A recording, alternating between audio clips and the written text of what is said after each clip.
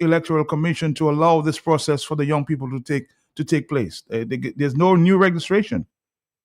I think that is a violation of our laws, and it requires legal redress.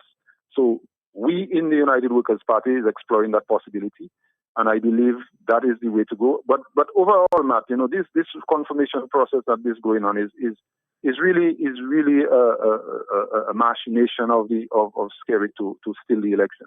And I believe we all will agree in the whole of Dominica, no matter what political side you are, what your academic background is, what your professional background is. A total re-registration of Dominican voters would have been done in 3 months at half the cost that the government is enjoying, and people would have more motivation. It is already an illegal matter to prevent a young person from registering to vote to express their human suffrage or their franchise. It is also illegal to allow somebody who has already voted in an election to not be able to confirm their votes, to vote again and exercise their human suffrage by placing criteria strategically in place to prevent them. Like, for example, that they must have a social security card, or they must have a passport, or they must have a driver's license. And when you could have done that before, you got on the list before with just your birth certificate and somebody to ensure that they know you and to identify you with the proof of residence and so on.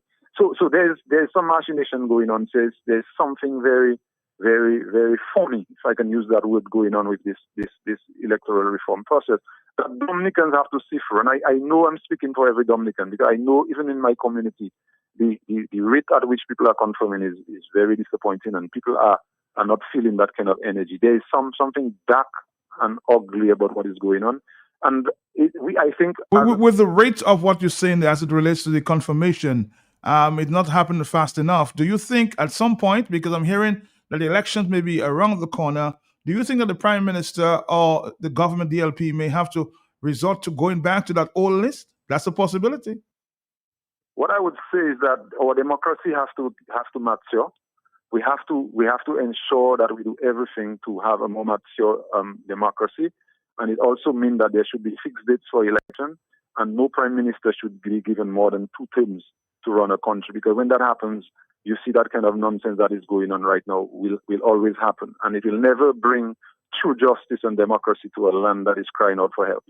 So I believe an alternative government like the United Workers' Party will definitely ensure that legislation is put in place for a fixed date of election, so that people know exactly when and how, when election is being held, where they can vote, how they can vote, and also to ensure that no leader can use Dominica as their backyard where they can play football and cricket and domino and everything at the same time.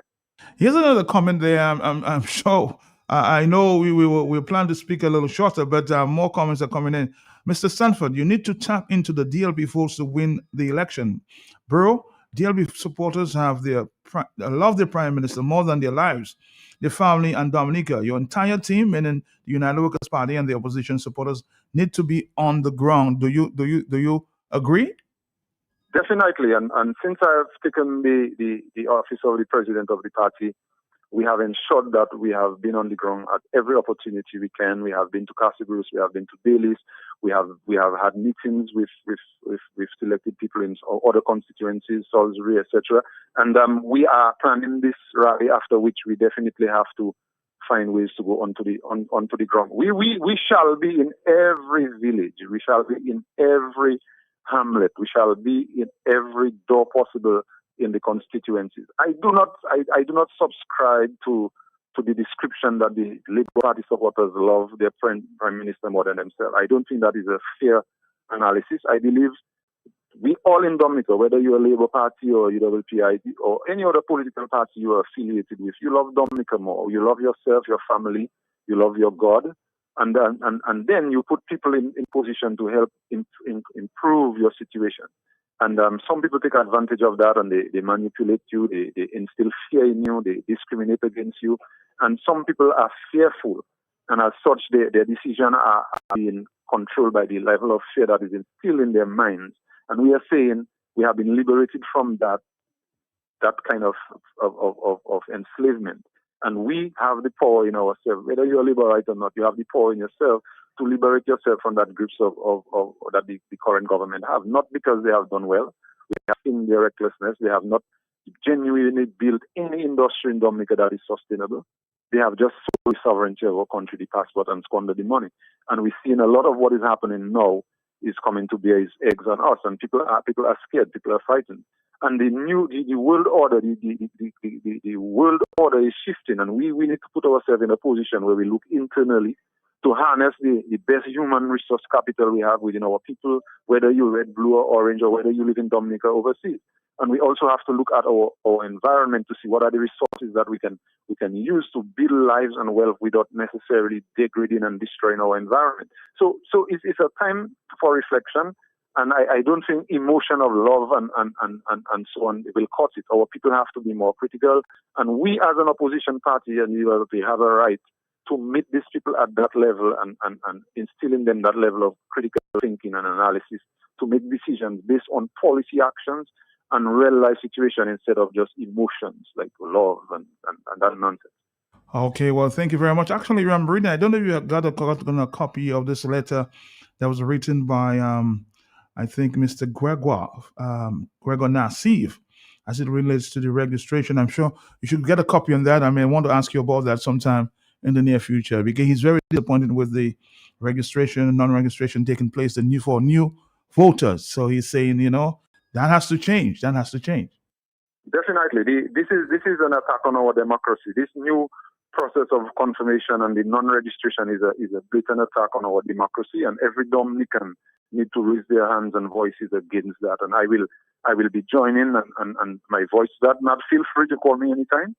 I'm always available, and we can have a further discussion and conversation about those matters. All right. Thank you very much. Thank you very much for having me again this afternoon, and I encourage everybody to come down to Grand Fond on the 1st as we engage with them in positive conversation.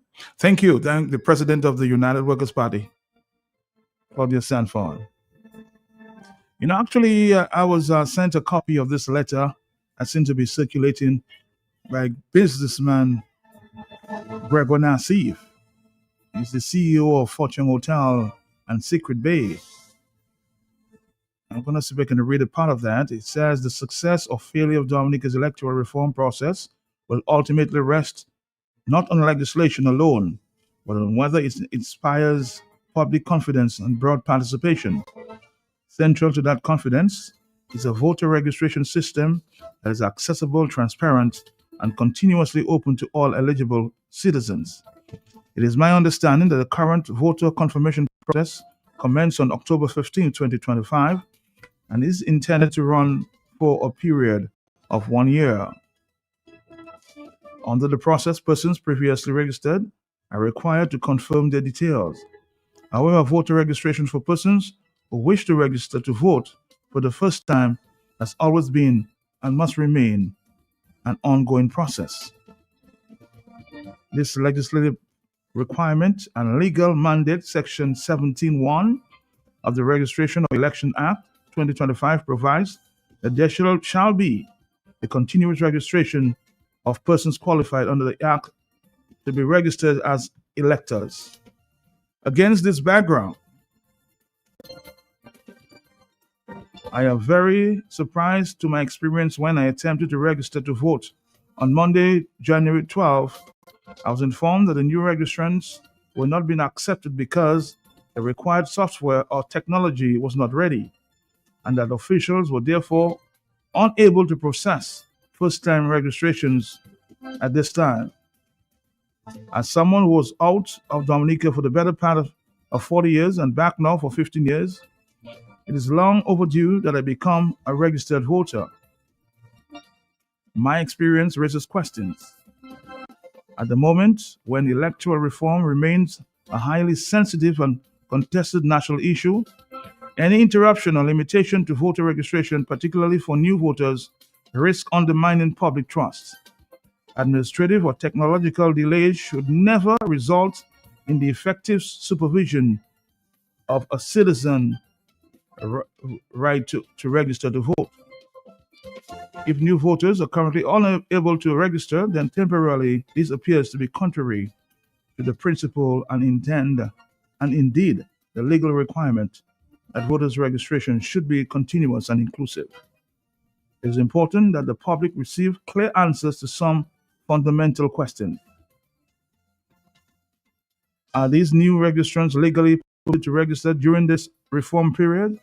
If so, on what lawful basis are they currently being turned away? A public statement from the Electoral Commission is clearly required. Electoral reform must not only be fair, it must be seen to be fair, ensuring that voter registration functions smoothly, continuously, and without barriers is the most basic test of that fairness.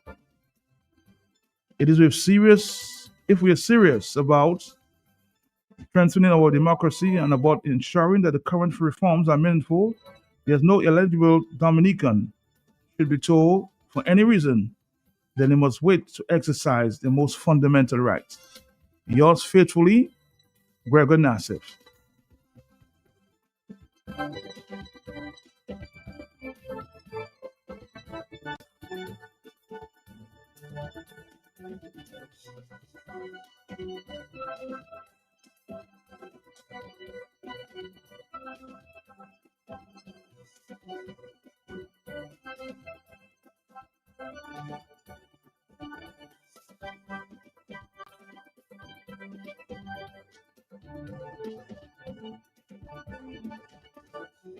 Hello, talk to me on the telephone. Yes, good afternoon. Yes. Yes, Matt. Good afternoon. Good afternoon. I want to talk about that electoral reform thing. Yes. Labor rights just say that the Prime Minister is loved. Security is loved all over. Why not just let all Dominicans in Dominica have a full re-registration? Why all that cocoa macaca? No, the Prime Minister will get serious. Matt, do you agree with me? Yep. Because, he knows that this thing about reconfirming this and that, that's just to stall the process. And then after now, he's going to go back to the same old list. That's just a stalling process for the Prime Minister, Scare it? No. Dominicans on the ground fed up of him. They fed up of the Finance Minister. They fed up of Vince. They fed up of all of them. So he just trying his best to just frustrate the Dominican voters. Now, in my opinion, let us deal with him. He wants us to reconfirm. All opposition members, everybody, supporters, reconfirm. Do his thing. Let us play the game with him because that is what he wants.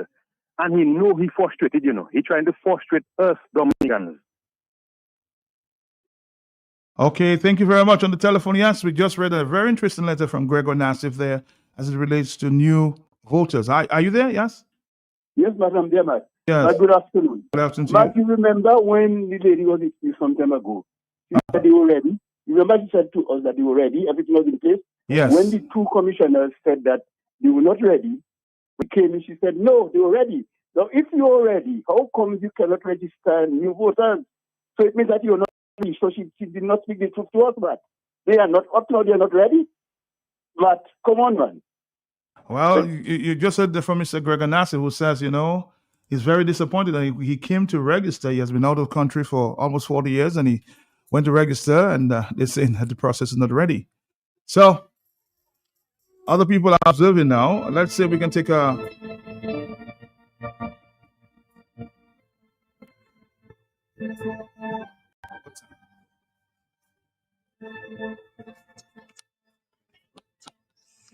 Hello? Try to get this. Dominica has 65,000 people. Able to have 50,000 voters. Impossible. Something is wrong with your message there. Try to send it again, huh? On the telephone. Hello, talk to me, yes? Uh-oh. Hello, yes? Uh-huh. Ma'am, Yes. that is why yesterday, two young women came in front of my door. They were just by the gate. I was outside.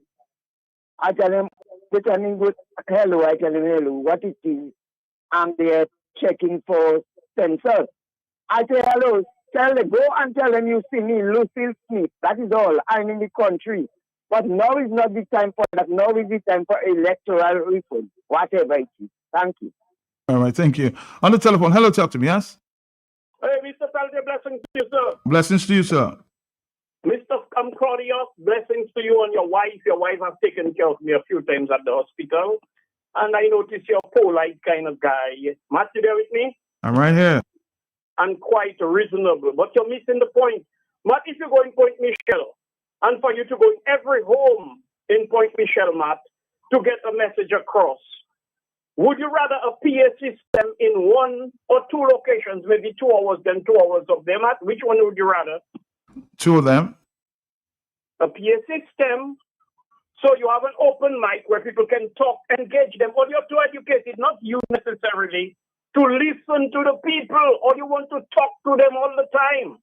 Listen, Matt, if I get cut off, I'll call back. I want to make a point. You there with me, sir? I'm right here. Yes, sir. Listen to the people. Get a PA system with an open mic policy. Go around Dominica, engage the people in conversation. Too much of all you talking, and listen to them. Matt, labor rights no longer like scary. Matt, these guys saying they're on the ground, but they got people home and have a casual conversation. But Matt, to deal with the people day by day, and they know blessings and talking to blessings and telling no for you, WP, to press the button, stomp on the tail, everything is happening, is now the man fighting. Matt, are you there, sir? I'm still there. Why I'm not there? No. Why you think I'm not? I want to tell my brethren Claudius, Dr. Fong, even all of you may pray, but trust me, all you're not listening.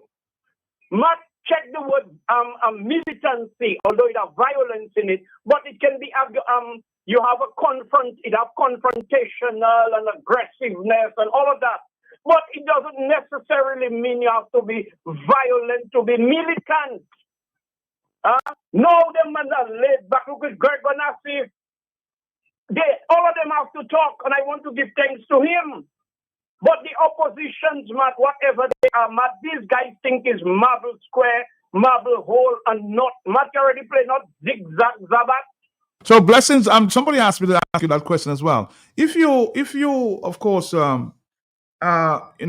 singing the praises, singing and insisting that the opposition guys do their protest thing or be more militant. Why don't you stand somewhere? Why don't you stand somewhere and start the ball rolling? Somebody just suggested that to me. Tell them surgically remove the legs and give it to me. Wicked are the wicked in that country. Oh, you know what I go in front, what I've been through? Also, Matt, to tell you the truth, I'm not going to tell people more than I lost my 10,000. I'm still suffering. Are you there with me, Matt? I'm right here. So when these criminals can sit down and say, oh, why blessing this and that and why blessing that? Already risk my life. Police busting bullets on High Street. Everybody run. I tell them, look the target. Because I burst so much bullets in my life, I am not afraid of gun sound or the noise of guns or police and robots. If you want to do something, if they kill me, don't hit me. But Matt, I am just saying it is insufficient, inadequate what they're doing. They're chickening out, Matt, because you listen to the great Steve Benjamin say, oh, they pass a law. If you set up a meeting and something happens in the meeting, it's you that have to be held responsible, the person that set up the meeting. Matt, protest that. Take that to the Privy Council. Go to the world, whatever. Do things. All you're doing nothing, my brother, because all your actions are ineffective and inadequate. So, Matt, even if I'm your friend, who is the best person to criticize you or to correct you, Matt? Oh, your friend always.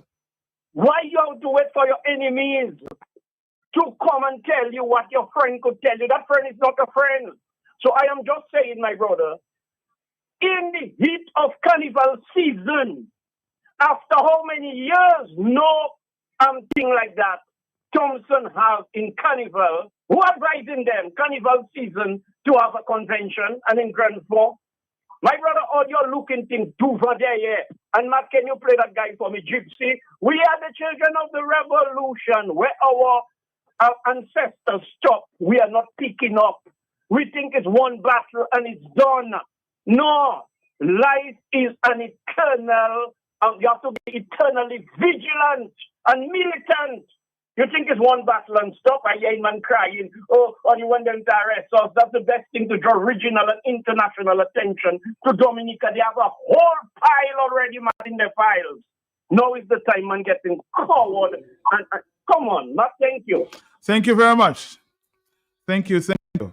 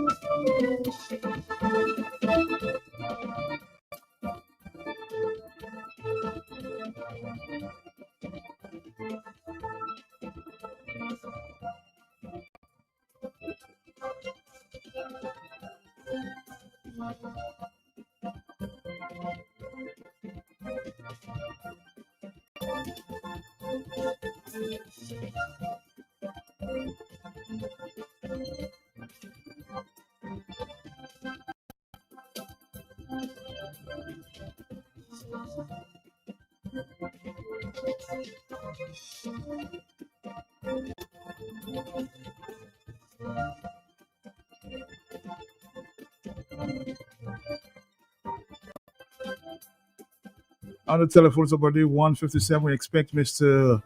Francis in a minute. But we have a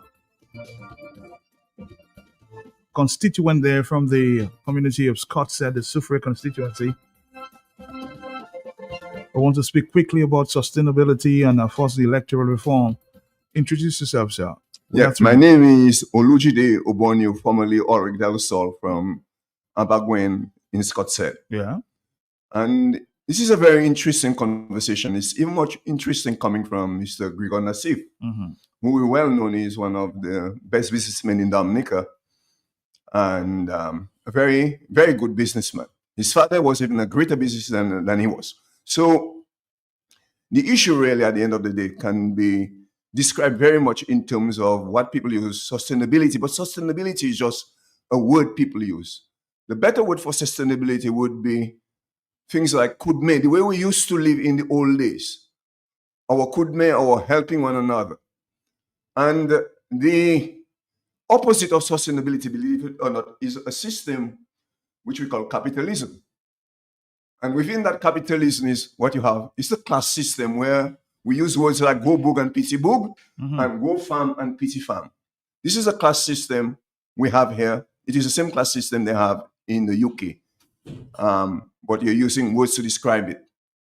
Essentially, the essence of capitalism, what keeps it going, is the electoral system, what we call democracy.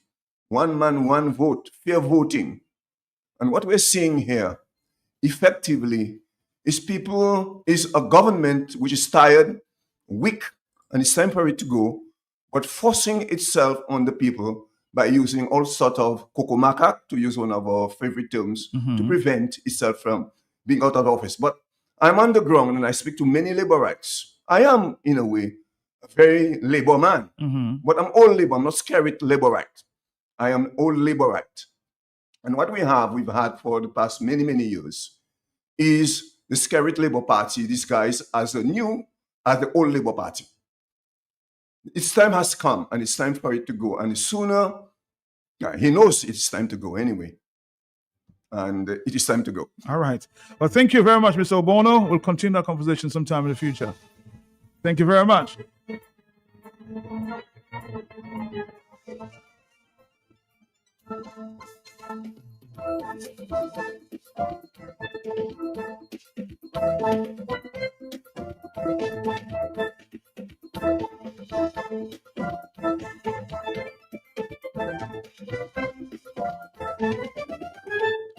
We're going to come back with two members of the United Progressive Party coming on in a few. Stick around. Yeah, I wonder who's going to make it through.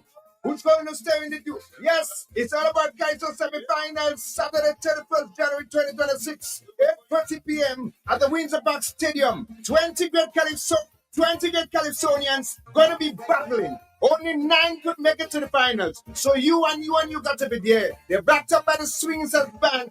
Early bird tickets $50, regular $60, seating $80, VIP $130, pay-per-view $30 US. Come see who's gonna meet the Queen. Yes, that is Queen Joy and Booyah Sensation. One done. It's all about Cancer semifinals. Saturday, 31st January, 8:30 p.m. sharp at the Windsor Park. Sponsored by Josephine Gabriel and Company Limited, Coca-Cola, Top Peter Water, Henneken Beer, Flow Dominica, Discover Dominica Authority, Jungle Bay, Domlek, Fresh Market, Do It Center, Big Edge, Becky's Pizza, ICWI, Kyrie FM, Vibes Radio, QFM, DBX Radio, Adam Songs, The Factory. And it's all here, so there we go. People from the north, south, east, and west, from Grand Bay to Portsmouth, Salisbury to Lapland, Tullamoon, the United Workers' Party presents the massive Grand National Rally, where the Grand Four playing field, yes, the Grand Four playing field, when Sunday, February 1st, 2026. At what time? We're starting from 12 noon with our next Prime Minister under the theme, putting Dominica first, Dr. Thompson Fontaine. Come be part of great music, real talk, and entertainment. Of course, and great food. Macklin, I find you off that bus, Papa. Remember, it's February 1st, a Sunday, February 1st, the Grand Four playing field. Putting Dominica first, the United Workers' Party. I see Colin shopping for farming supplies. So I ask him, what are you doing inside Bloomberg? You have a farm? He tell me, that's how it has sort. I've been married 37 years. Look at my money farm. I say, no, not woman, like land for farming crops. And then you understand, Bloombox is the most affordable on island. Knapsacks starting at only $57.71. Elsewhere, it's $300 plus. Cutlass seeds, seeding trays, nursery pots, sales of potting mix, all at way better prices than anywhere else. Fertilizers, 3-in-1 multi-tool, and so much more. Located on Federation Drive, Goodwill. Second property on the right after the Valley Link Road and on the corner of Drury Lane and Hanover Street in Rosal. Bloombox. Let's bloom together.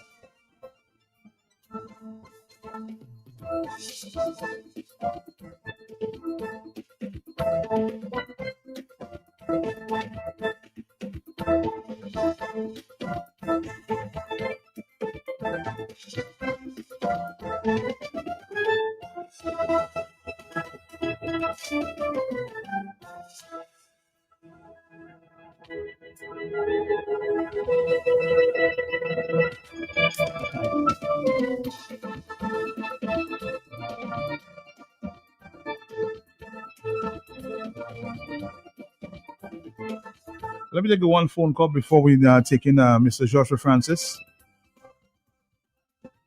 and Co. in a minute. Hello on the telephone. Yes, quickly. Oh, sorry about that.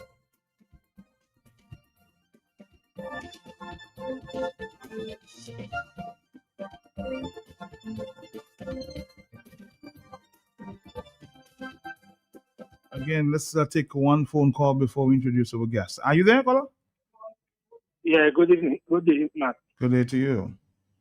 Yeah, I don't agree with blessings about militants in terms of the opposition, because when we realized for the last time when the people were aggressive,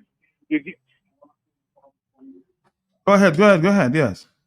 yeah, I don't agree with blessings about being militant, because the last time the people were aggressive, you give the law enforcement opportunity to come and arrest and say people are inciting violence and all those sorts of things.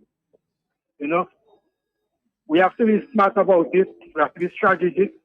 And the people always talking about for the opposition to be on the ground. The supporters of the opposition are supposed to be able to carry out the message of the opposition to their friends and their family, their neighbors. 20 people can only do so much. You understand? We all have to play our part in terms of bringing out the message the opposition bring out to their supporters. You know? And we have to realize it's not the battle of the flesh, but it's the battle of the spirit. So we do all that we can, and we hope that God will allow us to go to the end result that we are looking for. Yeah. In other words, you're saying the people have to stand, not the opposition and, being militant. Because, in China, as I just indicated to Blessings, the big protest that took place in China started with one person. So somebody can start on their own. So let's see what happens in the future. Thank you very much. Thank you.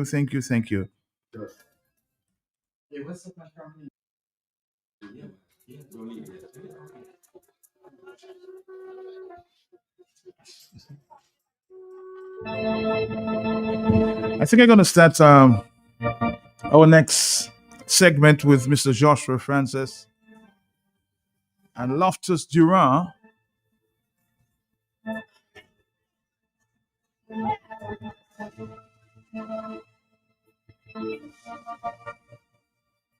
With the letter I just read from Gregor Nassif, which seemed to be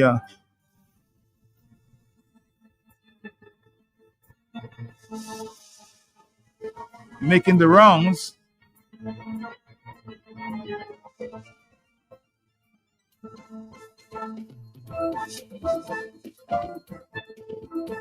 It reads,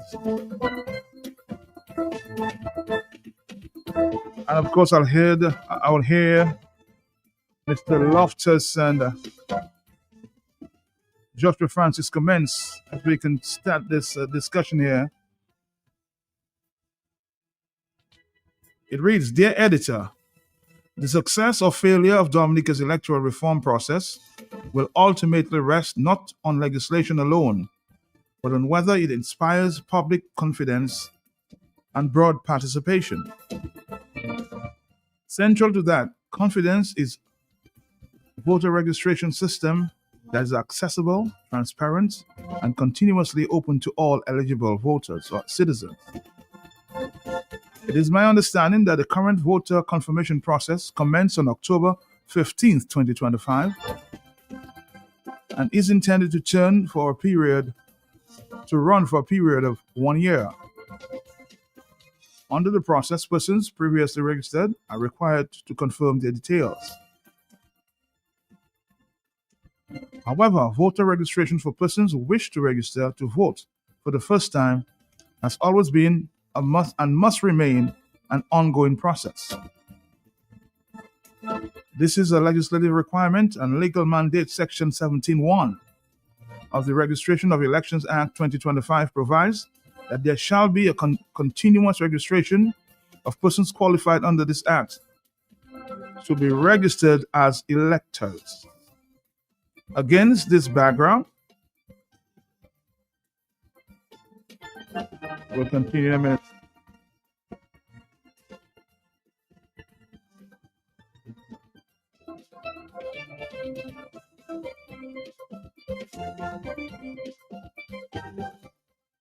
Yes, let's continue. Against this backdrop, I was very surprised by my experience when I attempted to register to vote on Monday, January 12th. I was informed that new registrants were not being accepted because the required software or technology was not ready, and that officials were therefore unable to process first-time registration at this time. As someone who was out of Dominica for the better part of 40 years and back now for 15 years, it is long overdue that I become a registered voter. My experience raises serious concerns. At a moment when electoral reform remains a highly sensitive and contested national issue, any interruption or limitation to voter registration, particularly for new voters, risks undermining public trust. Administrative or technological delays should never result in the effective suspension of a citizen's right to register to vote. If new voters are currently unable to register, even temporarily, this appears to be contrary to the principle and indeed the legal requirement that voter registration should be a continuous and inclusive. It is important that the public receives clear answers to some fundamental questions. Are new registrants legally permitted to register during this reform period? If so, on what lawful basis are they currently being turned away? A public statement from the Electoral Commission is clearly required. Electoral reform must not only be fair, but seem to be fair, ensuring that voter registration functions smoothly, continuously, and without barriers. It's the most basic test of that fairness. If we are serious about strengthening our democracy and about ensuring that the current reforms are meaningful, then no eligible Dominican should be told for any reason that they must wait to exercise their fundamental civic rights. Yours truly, Gregor Nassif. That's the comment there, and an open letter there from Mr. Gregor Nassif. So we have two of the officials there of the UPP, Mr. Joshua Francis and Loftus Durand. Gentlemen, you have heard the comments there, the letter there from Mr. Gregor Nassif. Your take. Let me allow Mr.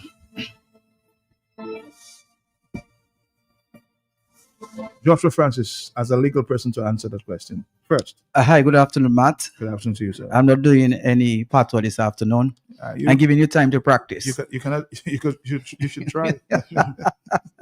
Good afternoon to your listeners, Matt. And thank afternoon. you for giving us the opportunity to be here. Of course, always a pleasure. I'm here with Mr. Loftus Durand, the Public Relations Officer of the United Progressive Party, the UP Party. I heard the letter read this afternoon. Somebody sent me a copy. I had not read it prior to this afternoon. It's good to note that Mr. Nassif has added his voice on the call for the Electoral Commission to do the appropriate thing, and that is to comply with the laws, the Electors Act of Dominica. Matter of fact, whilst you were reading that letter, Matt, I was looking for the law as it speaks to continuous registration, because the law provides for continuity of registration. Any Dominican who's eligible or qualified to register to vote in the Commonwealth of Dominica should be afforded that opportunity to do so. Over the past few weeks, I think it's over 3 months now since registration has been suspended, and the Electoral Commission has not provided a just and legal reason for the suspension of the registration process, except that we did hear from the Chief Elections Officer indicating that the software which is required to facilitate the registration process is now being constructed. And hopefully in the very near future that will be completed. They were ready for that. Well, Matt, the process is a reflection of how Dominica's governance has been for the last 25 years. Vai-ki-vai, lack of proper planning, lack of proper execution, disrespect for the law. That is what we are seeing here, because the executive, the government of Dominica, having been asked to reform the law and not to approach it so casually as they have been doing, the way they are going is like it's a dressing window exercise. they don't seem to understand the profound relevance and significance of the electoral reform process. Because, of course, from the onset, the government was unwilling to allow electoral reform for good reasons for them. Now that the process has been reformed to some extent, because it has not been completely reformed, we are being challenged in many different ways. So I really commend Mr. Nasi for adding his voice. His voice has a lot of value, not that it's necessarily higher than any other voice in Dominica, but every voice that speaks to that matter, and given that Mr. Nassif is a well-respectable person, businessman, a man of high repute, a distinguished gentleman, has added such meaningful value to the discussion. I hope that the government is taking heed and will take the necessary steps to correct what, in my view, is an unlawful exercise. Now, of course, illegality has to be determined by a court of law, but that doesn't negate us from using the word. I mean, we're using it. The matter has not been taken to court, and maybe it would not even make sense to take it to court, because there could be the doctrine of necessity invoked on the basis that the reality is the Electoral Commission hands would be tied. The resources were not provided to them. They were ambushed to some extent because the government went into parliament, passed the law, and there was a disconnect between the government, that's the executive branch, and the Electoral Commission. That's what's happening So here. if we were not ready, then why did we start the process? Well, again, it's been alleged that the government was hoping to capture diasporans who came down for the independent season. And that's how they operate. It's politics before the people of Dominica. And of course, that failed, and it failed miserably. You heard Mr. Nassif in his letter making a very profound point. That is, there seemed to be a lack of confidence on the public. And you hear it on the ground, because we, as members of United Progressive Party, we have been on the ground. We have been encouraging people to confirm to vote. And some people seem very reluctant to go through the process. Now, that process could have been much simpler. But again, the government has not acted in good faith to maintain our democracy. They want to continue to perpetuate governance in Dominica, and in so doing, wants to steal, wants to pass through the back door, want to be engaged in illegalities, looking for areas where they can manipulate the system, looking for loopholes. So we know that this government never acted in good faith. You have any insight as to when that registration will start for new voters? Well, I have been paying attention. I have been communicating with persons who are involved in the process. And from what I was told, it's in action. Nobody has been able to say with definite conclusion that this is going to happen in a week's time, in 2 weeks' time. I'm being told, oh, we're working on it, hopefully soon. After your comments? Yeah, well, Matt, let me say a special good afternoon to you and your many listeners here and abroad. Like Joshua said a while ago, I too am using the hat this afternoon as the Public Relations Officer of the United Progressive Party. Mm-hmm.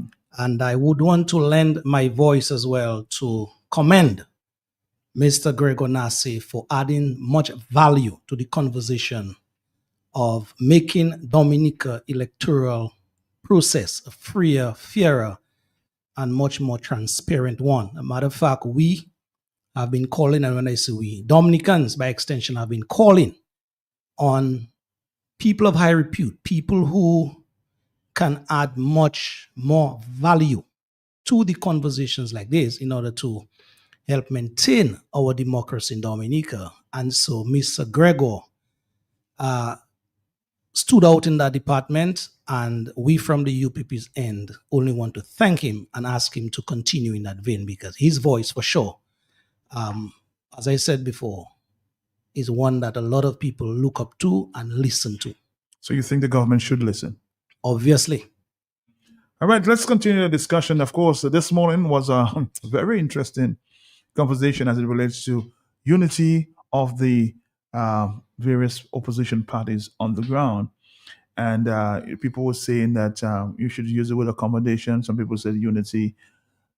And some people said the United Workers' Party should lead the charge and you guys should join going forward.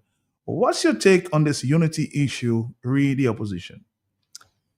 Well, Matt, first of all, we have placed on public record, and when I say we, I'm talking about the organization, the United Progressive Party, on public record that we are prepared to work with every entity, every person, whether artificial or natural, every force, every human being, anything and everything that opposes the government of Dominica and to replace this government with a new government at the next general election. So not only we have said that, we have demonstrated and manifested our willingness to do so, where we have spoken on joint platforms with leaders of the Dominica Freedom Party and the United Progressive Party. So I'm not too sure exactly what some callers are asking for, unless if they want us to be subsumed or to be absorbed into the United Workers' Party or vice versa. No, that is not going to happen, because you're looking at two different entities, two different organizations. But what we can say to the public is not only we are prepared to work together, we're prepared to collaborate at every level. Unity must not be misdefined. That when you talk about unity, you're talking about conformity. There are two different items when we look at unity, conformity, and also the bottom line is that we're going to collaborate. We will do so at the appropriate time. You know, maybe people are hastened to see certain things, but we must allow things to happen organically. It's a system, it's a process, and it's happening. There's a common objective, there's a common goal by opposition or in or within opposition and the forces. goal is to remove this government. And that's the bottom line. And we must celebrate the fact that the opposition forces are willing to work together. As we speak, we can see that kind of machination happening in Barbados. A snap election was declared in Barbados, and the opposition forces decided to enter under one umbrella for the purpose of removing the Mia Mottley government. So something like that definitely will happen in Dominica. As for the terms and references, in time, that will happen. You see more of the call for unity with this new leadership of the United Workers' Party? Well, definitely. We're not here to judge, the previous executive of the United Workers' Party to what is happening right now. We're just happy to note that the leadership of United Progressive Party is willing to work with other opposition forces. And that does not only include political parties, that includes civil society as well, because there may be certain entities, civil society, that are interested in having a replacement of this government. And they too would be willing to put their energies into the process. So that is that's happening. I think right now we should really call to order every Dominican to come together and to add energies to remove this government. Of course, we're not here to force. I see the same happening in St. Kitts. The opposition parties are all coming together. Well, Martin, that's happened in several jurisdictions. It has happened in Dominica in 1999. So why in Dominica some politicians seem to be marking time? In other words, they're dragging their feet with that process. Well, any politician who has a mindset whereby they're not prepared to work with other entities, they are stubborn, then maybe these politicians are not putting Dominica first. We are looking at a Dominica Labour Party that is entrenched, and to remove it is going to take a lot of work, a lot of hard work and smart work. And part of the hard work is for all of us to come together to win labor rights, to win those who are sitting on the fence, to win the neutrals, the independents, and convince them to remove this government when the time comes. Lofty, any thoughts? Matt, personally, the call of unity, working together, that based on my operations on the ground, Matt, because you know the type of work I do, I go all across the length and breadth of Dominica on a daily basis. And I keep in constant contact with people, conversations with them. And this unity call has been and continues to be a clarion call from the people on the ground. So it is not the leaders of political parties that dreamt about that and is trying to force that on the people. Dominica has been in a situation in terms of being very stagnant. The economy, people's livelihood, the whole socio-economic situation in Dominica as well. It is very poor. And so having gone through and still reeling through that after 25 years, Matthias BLT, that is quarter a century talking about. The people, the electorate, have been saying it is time to do something different in terms of the opposition forces doing it in a much more united, in a much more transparent manner in order to accomplish the ideals or the objectives of basically removing the DLP cancer that has been on the Dominicans' back for so long. And it is by these words that we, the leaders now in these different political organizations in the opposition, we have heeded those calls from the people and are doing what we can reasonably, that is, in the scheme of things, to make it happen. And Matt, if you know me very well, I calculate my moves, and I will never be a betrayer of the people in terms of the trust. I have preached for that thing a number of years, and so I am prepared to put my money where my mouth is, put actions where my words are. And I am saying, if that was not crystal clear in my mind in terms of that unification effort, I would not be sitting here today. All right, I think somebody disagrees with Joshua. Let me read that. I am no lawyer, but I do not agree with Josh on the use of doctrine of necessity when an established system is dismantled by the guardians, badly managed, and a self-created constitutional crisis to then use this maneuver. This would be going down a dangerous road of allowing dictatorship. Any people should not allow to be processed to comply with rules, laws, or constitutional requirements. If the government cannot do work for the people, then it should resign. All right, so Matt, let me explain what has happened, and the explanation we have gotten from the chief elections officer is for the public to judge. Yes.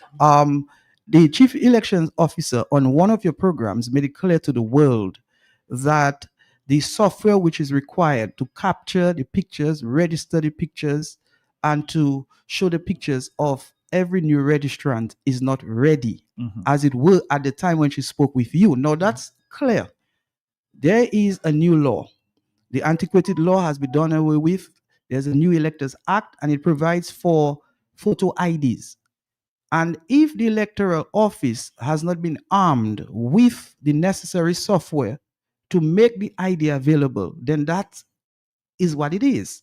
So even if we were to go to court and the court declares or the court rules that the failure of the Electoral Commission to facilitate registration in Dominica is unlawful, the next question is, what remedy would we be seeking? Yes, the court would make that declaration, but what would be the remedy? It goes back to being practical. The court may provide a deadline by which the government should make that resource available to the electoral office, whatever other resource that is meaningful and must be added to allow the registration process to take place under the Electors Act. That is what it's going to do. The chief election officer has indicated to the public, and I'm not here to promote the chief election officer's office, but as usual, I like to operate based on facts. And this lady has been given the responsibility to act as the chief elections officer, and part of her duties is to inform the public, and she would have to be transparent and accountable. And that is the explanation she has given to the public. And I fully appreciate what she has said. The problem here is the government of Dominica once again failed the people of Dominica. For decades, the people were asking for electoral reform. We got some kind of electoral reform, and even when the government decided to go ahead to allow this new Electors Act to move into motion, it did not provide the necessary resource to the electoral office. So that's another reason why we must reject this government. This government has not acted in good faith in maintaining our democracy. All of us know by now this government is looking for loopholes to steal, as we say, local powers, to volley another election. That's the bottom line. And you have no doubt about that. But I have no doubt about that, Matt. I am a political victim of the illegalities and irregularities commissioned by this DLP. It happened in 2014, 2019. 2014, they were not successful in stealing the Roseau South seat, but in 2019, the illegalities and irregularities were plastered on every wall in Roseau South constituency. And the DLP would be happy to look for more flaws to steal more elections. So there has not been good faith demonstrated by the executive of Dominica. So it is for the people of Dominica now to continue to put pressure on this government to do things appropriate. But right now, we just want an election, Matt. That's what we want. We really want an election, because none of those things are going to change. We're not going to see accountability, transparency, viability, buoyancy of the economy, increase in exports, more jobs created, higher income, an increase in the private or the expansion of the private sector, just to name a few, improve in Dominica until and unless there's a change of government, and that's the bottom line. Given the dynamics on the ground, projects like the geothermal, we have the cable car, we have the marina down in Portsmouth. A lot of things should be happening. How soon? Just your own thoughts. Do you think an election will be in the? Just last week, I heard that every village council in Dominica will be given $100,000. So there seems to be something.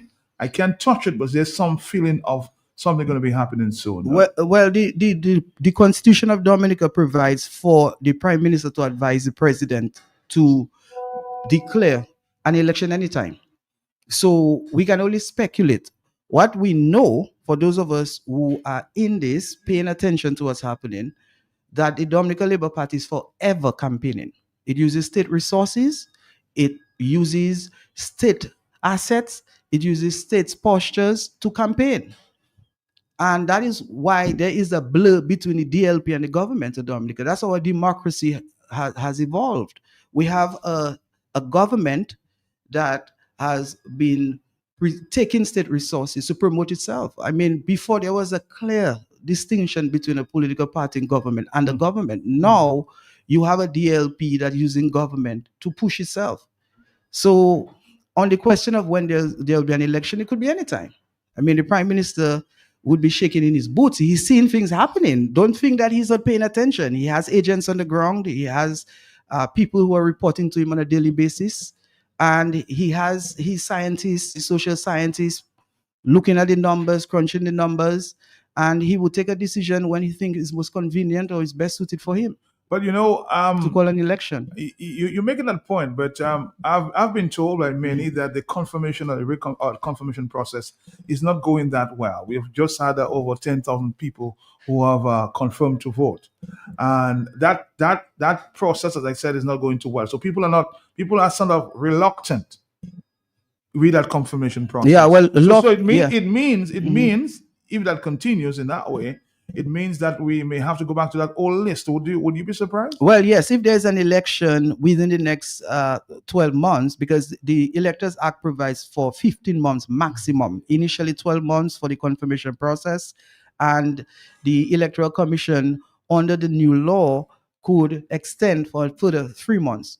If at the end of the 15 months, because I'm assuming the 3 month extension will be given, or within this 15 months, the Prime Minister thinks that is in his best interest and his party's best interest to call an election, he will do so. And if he does so, then we have to revert to the old list. And as to whether that happens is for Dominicans to decide.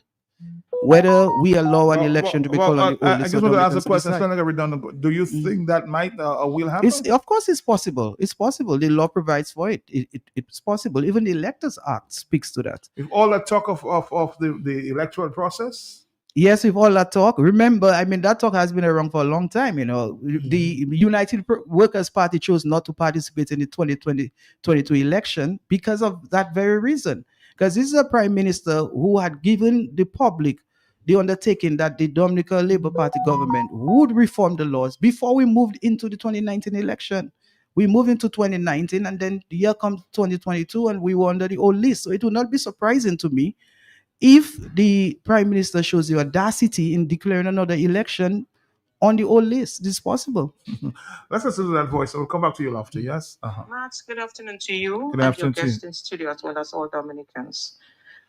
Matt, I don't care who tiptoes around the issue of suppression, and I don't care how they slice it and dice it and try to put it in all, like it's not what it is. It's like, no, we have to call it like it is. It is voter suppression, and it is a deliberate attempt by Roosevelt's carrot and the Electoral Commission to disenfranchise Dominicans from registering and reconfirming. We have to be prepared, Matt, to make demands on the Electoral Commission and give them deadlines. We are too laid back. We are too nonchalant on such an important issue. That is a problem. It's only in authoritarian governments and dictatorships. Deliberate attempts like that to suppress and disenfranchise the vote. is done. It is deliberate, Matt. How can you disenfranchise indigenous Dominicans from registering and from reconfirming? You talk about a system for years where the Dominicans have asked for electoral reform, and they have asked in ad nauseum. You did not give them electoral reform, but you called how many elections, snap elections? I would love to see this man call elections again if he's out of his mind. Or maybe Dominicans are out of their minds to sit there and allow Roosevelt Skerry to announce another election in Dominica when he and the Electoral Commission have hijacked and aborted the process of new registration and reconfirmation.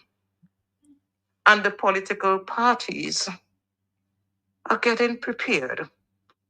So what are they going to do if Roosevelt Skerry calls the elections in a situation like that? They will lead the voters to the polls like sheep? Matt, I don't understand how the people are not protesting that, because it is their right. It is their democratic right, Matt. And the people should not remain silent on this issue, Matt. They should show up, speak up, and demand to be registered. Suppression is an anti-democratic tactic, you know, Matt. And that, as I said, is associated with authoritarianism. They talk about something that is a paper or some nonsense. So what happens? Since when is Dominicans accustomed of voting through what? Through what process? Isn't it through the paper ballot? Or is it through electronic voting system? How? What are the excuses? Matt, I just cannot see anything reasonable in that nonsense, other than they're trying to suppress the vote. And they're trying as much as possible to disenfranchise the Dominican people from registering, because they know that the Dominican people are fed up with them. And that is a way where they will stop them from voting, stop them from expressing their democratic rights. And to express the democratic voice as well through their votes. That is why we have to call on the young people to... Oh, something happened to your voice, though. But thank you very much, Maslin. And we're going to take a break. We'll come right back. Stick around. What are you doing inside Bloomberg? Do you have a farm? You tell me, that's how it has sort. I've been married 37 years. Look at my money farm. They say, no, not woman, like land for farming crops. And then you understand, Bloombox is the most affordable on island. Knapsacks starting at only $57.71. Elsewhere, it's $300 plus. Cutlass seeds, seeding trays, nursery pots, sales of potting mix, all at way better prices than anywhere else. Fertilizers, 3-in-1 multi-tool, and so much more. Located on Federation Drive, Goodwill. Second property on the right after the Valley Link Road and on the corner of Drury Lane and Hanover Street in Rosal. Bloombox. Let's bloom together. Ooh, oh, oh, KFC. Ooh, oh, KFC. Looking for some place to go. Variety meals for soul. KFC. Grab your family and your friends. Join in the experience. KFC. It's the place to be. Made for you and me. KFC. KFC. It's finger licking good. After working hard for many years in London, Goldwyn is now retired and back living in Dominica enjoying his pension. He too shook a smile so we can see the gold teeth and too shook a young. I met him coming out of Floss's with the help of some staff carrying different foods, drinks, and meats to his vehicle. Myself too fast to go and ask the man what's up. Is their story start? Après moi fini travail ouais, so that Kadimo descend Dominic pour finir la hamwe. I said, Goldwyn, speak in English, don't force it. Then he said, I shop with intelligence, yeah? At Floss's, you get the most reasonable prices. Quarter bag flour, rice, sugar, milk, beers, soft drinks, water, rum, and so much more. Prices and quantities to fit your needs, mate. Mama, they come on here, mate, planner. Because you just come down and want to tell me what I know about Flosses already. That's where I shop. It's not you alone that want to save money but still get the quality goods. That's right. And if you're listening to this ad, go and check out Flosses for yourself. Next to the Rosal Market, you can't miss it. Now opened on Sunday from 10 a.m. Ooh, oh, oh, KFC.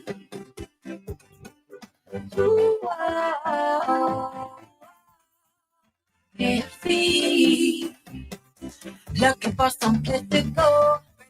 Meals for soul. KFC. Grab your family and your friends. Join in the experience. KFC.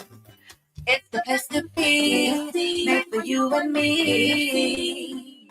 KFC. KFC, it's finger licking good. Bryce and Company Limited. We manufacture high-quality roofing sheets, 24 gauge in different colors, also to customer specifications. That's right, whatever length you want. Aluminum seamless guttering. We also sell PRC mesh, steel rods in all sizes, breach caps, fencing wire, and fencing poles. Free estimates for guttering, galvanized sheets, and fencing wire. Quality products at the lowest prices island-wide. Bryce and Company Limited, located at Caneville Industrial Site, Shed 1A, just before the Old Mill Cultural Center. Call us today at 617-2468 or 615-0178. Bryce and Company Limited, built for living, built for life. Where money done comes and your pocket doesn't touch you. A fresh market, We are open 7 days a week with the top of the line products. We're on stock, supermarket and pharmacy, health and beauty care, fresh produce and meats prepared daily, hot and cold kitchen, ready to go meals, sandwiches, salads, and desserts at your fingertips. Easy access, located on the bayfront, environment friendly, and our staff are approachable and ready to assist. Have you figured out who we are? You got it, Fresh Market. Your one stop. Where money don't come and your pocket doesn't touch you. Fresh Market, never did a fight.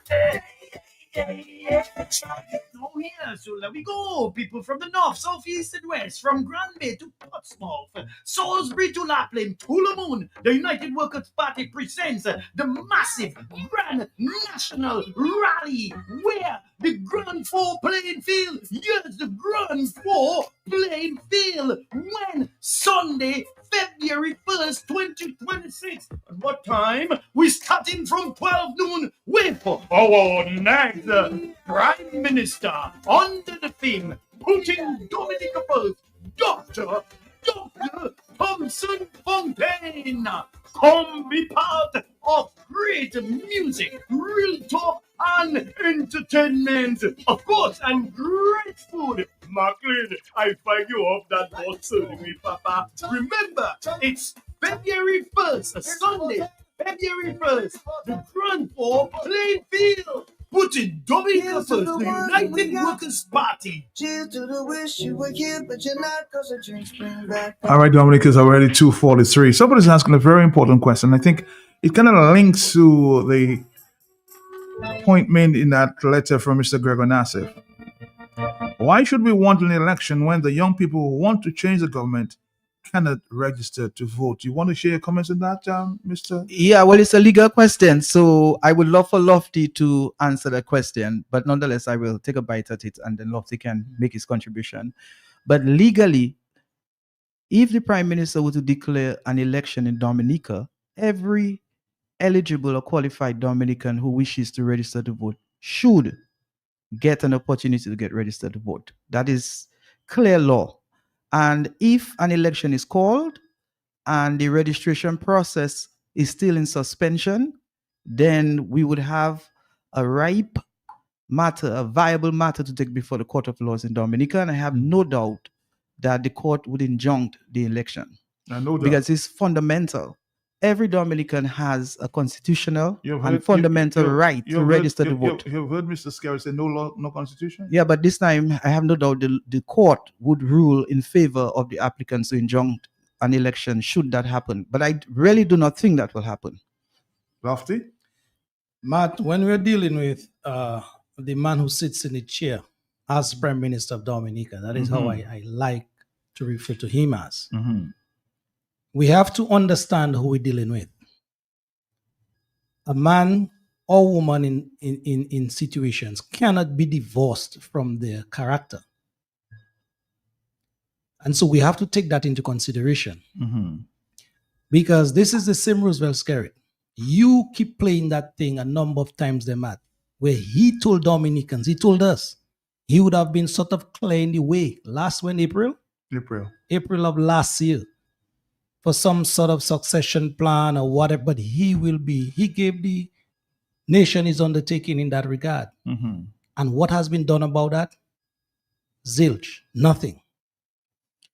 We also heard him on the record speaking about the accommodation at Mont Daniel, where his cabinet went to some contract arrangement with what people believe to be MMCE.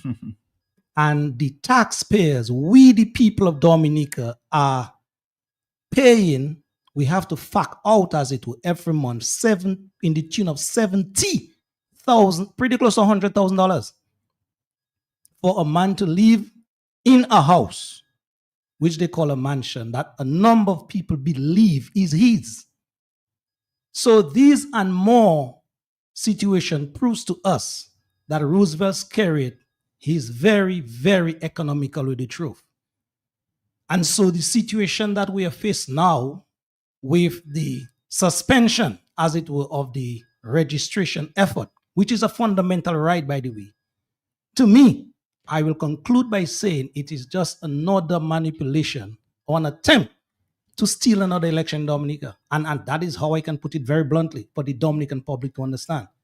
Roosevelt Skerrit always calculates his next move. Just like a chess player, you have to think of the game ahead. A draft player. Yeah, well, draft is even more, a chess player is more advanced in that regard. So that is what he knows. And as you said, he's banking on a number of projects, in particular the airport, to basically remain on the Dominicans' back, politically speaking, but continues to plunge the economy, the Dominica that we know, in the political abyss. And we cannot afford Roosevelt Skerrit and his gang to continue in that manner. On the telephone, yes. Calls are coming. Yes, Matt. Good afternoon. Good afternoon to you. Yes, to you and the entire population, and most specifically Q95 people. This is Bernard Morrow from Massac. And I went to confirm or reconfirm, whatever you want to call it, whatever they want to call it, since in October. All right? After they said that the registration, that is open.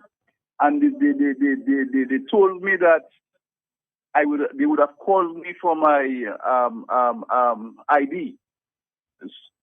And up to this time, I cannot get it. I personally went to the electoral office, and to no avail.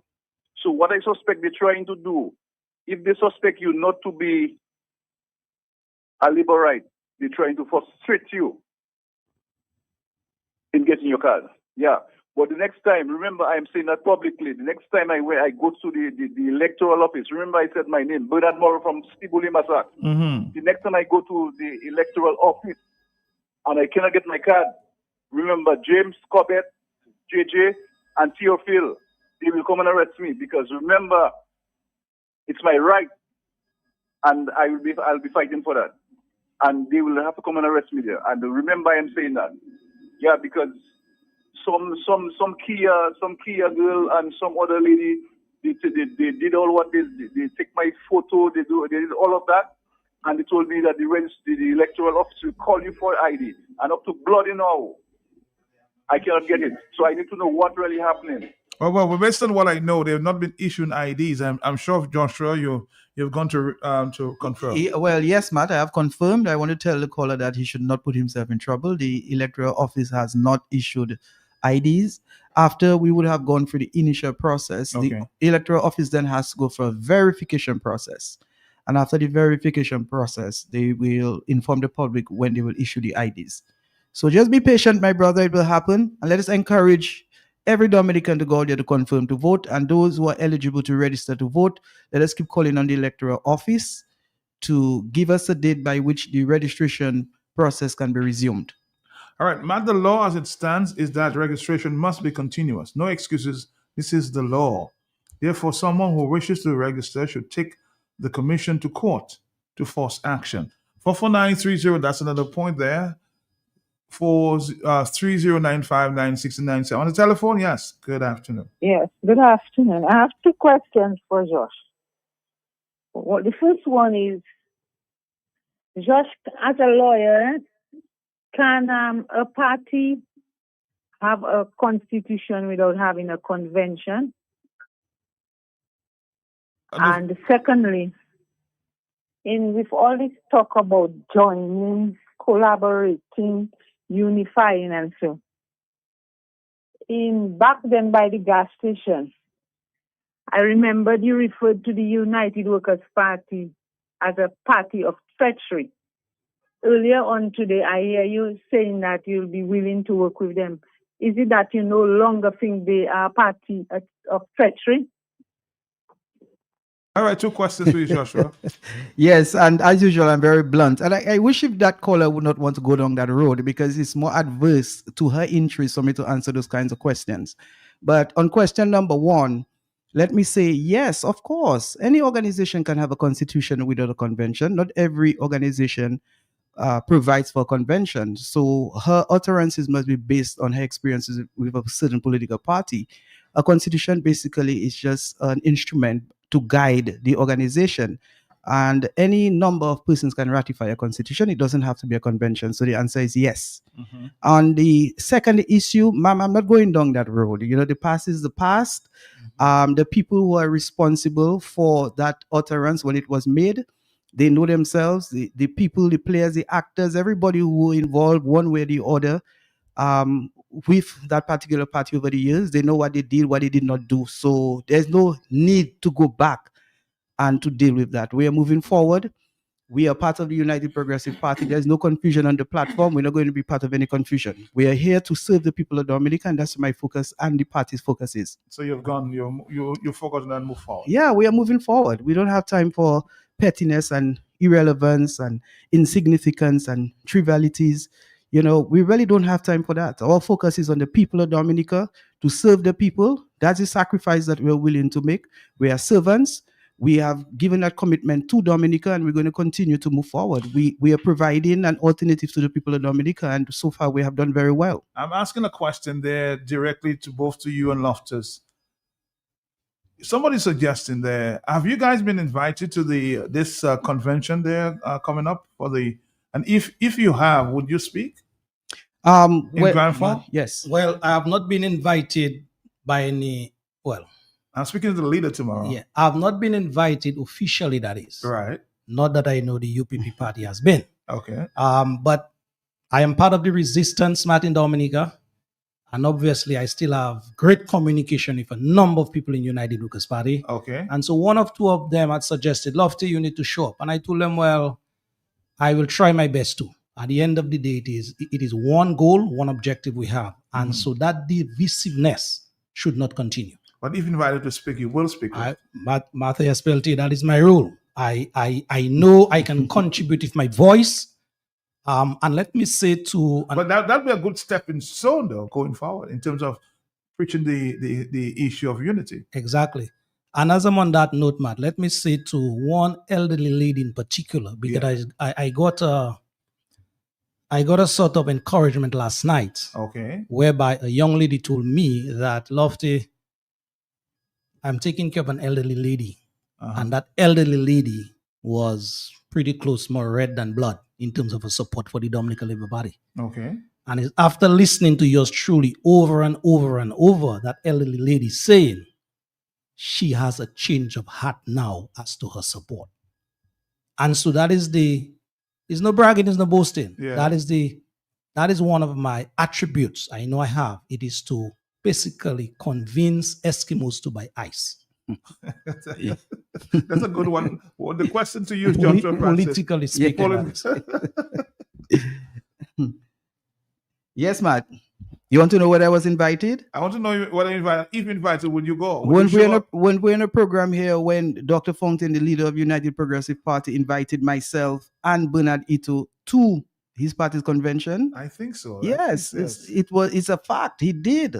And I responded by saying that is something to be considered. Okay. But you have not considered, just we're a couple of days away. Yeah, a couple of days ago. I may couple make days away. Oh, a couple of days away. I may make an appearance. There's no definite decision as to whether I would avail myself to speak. I have not been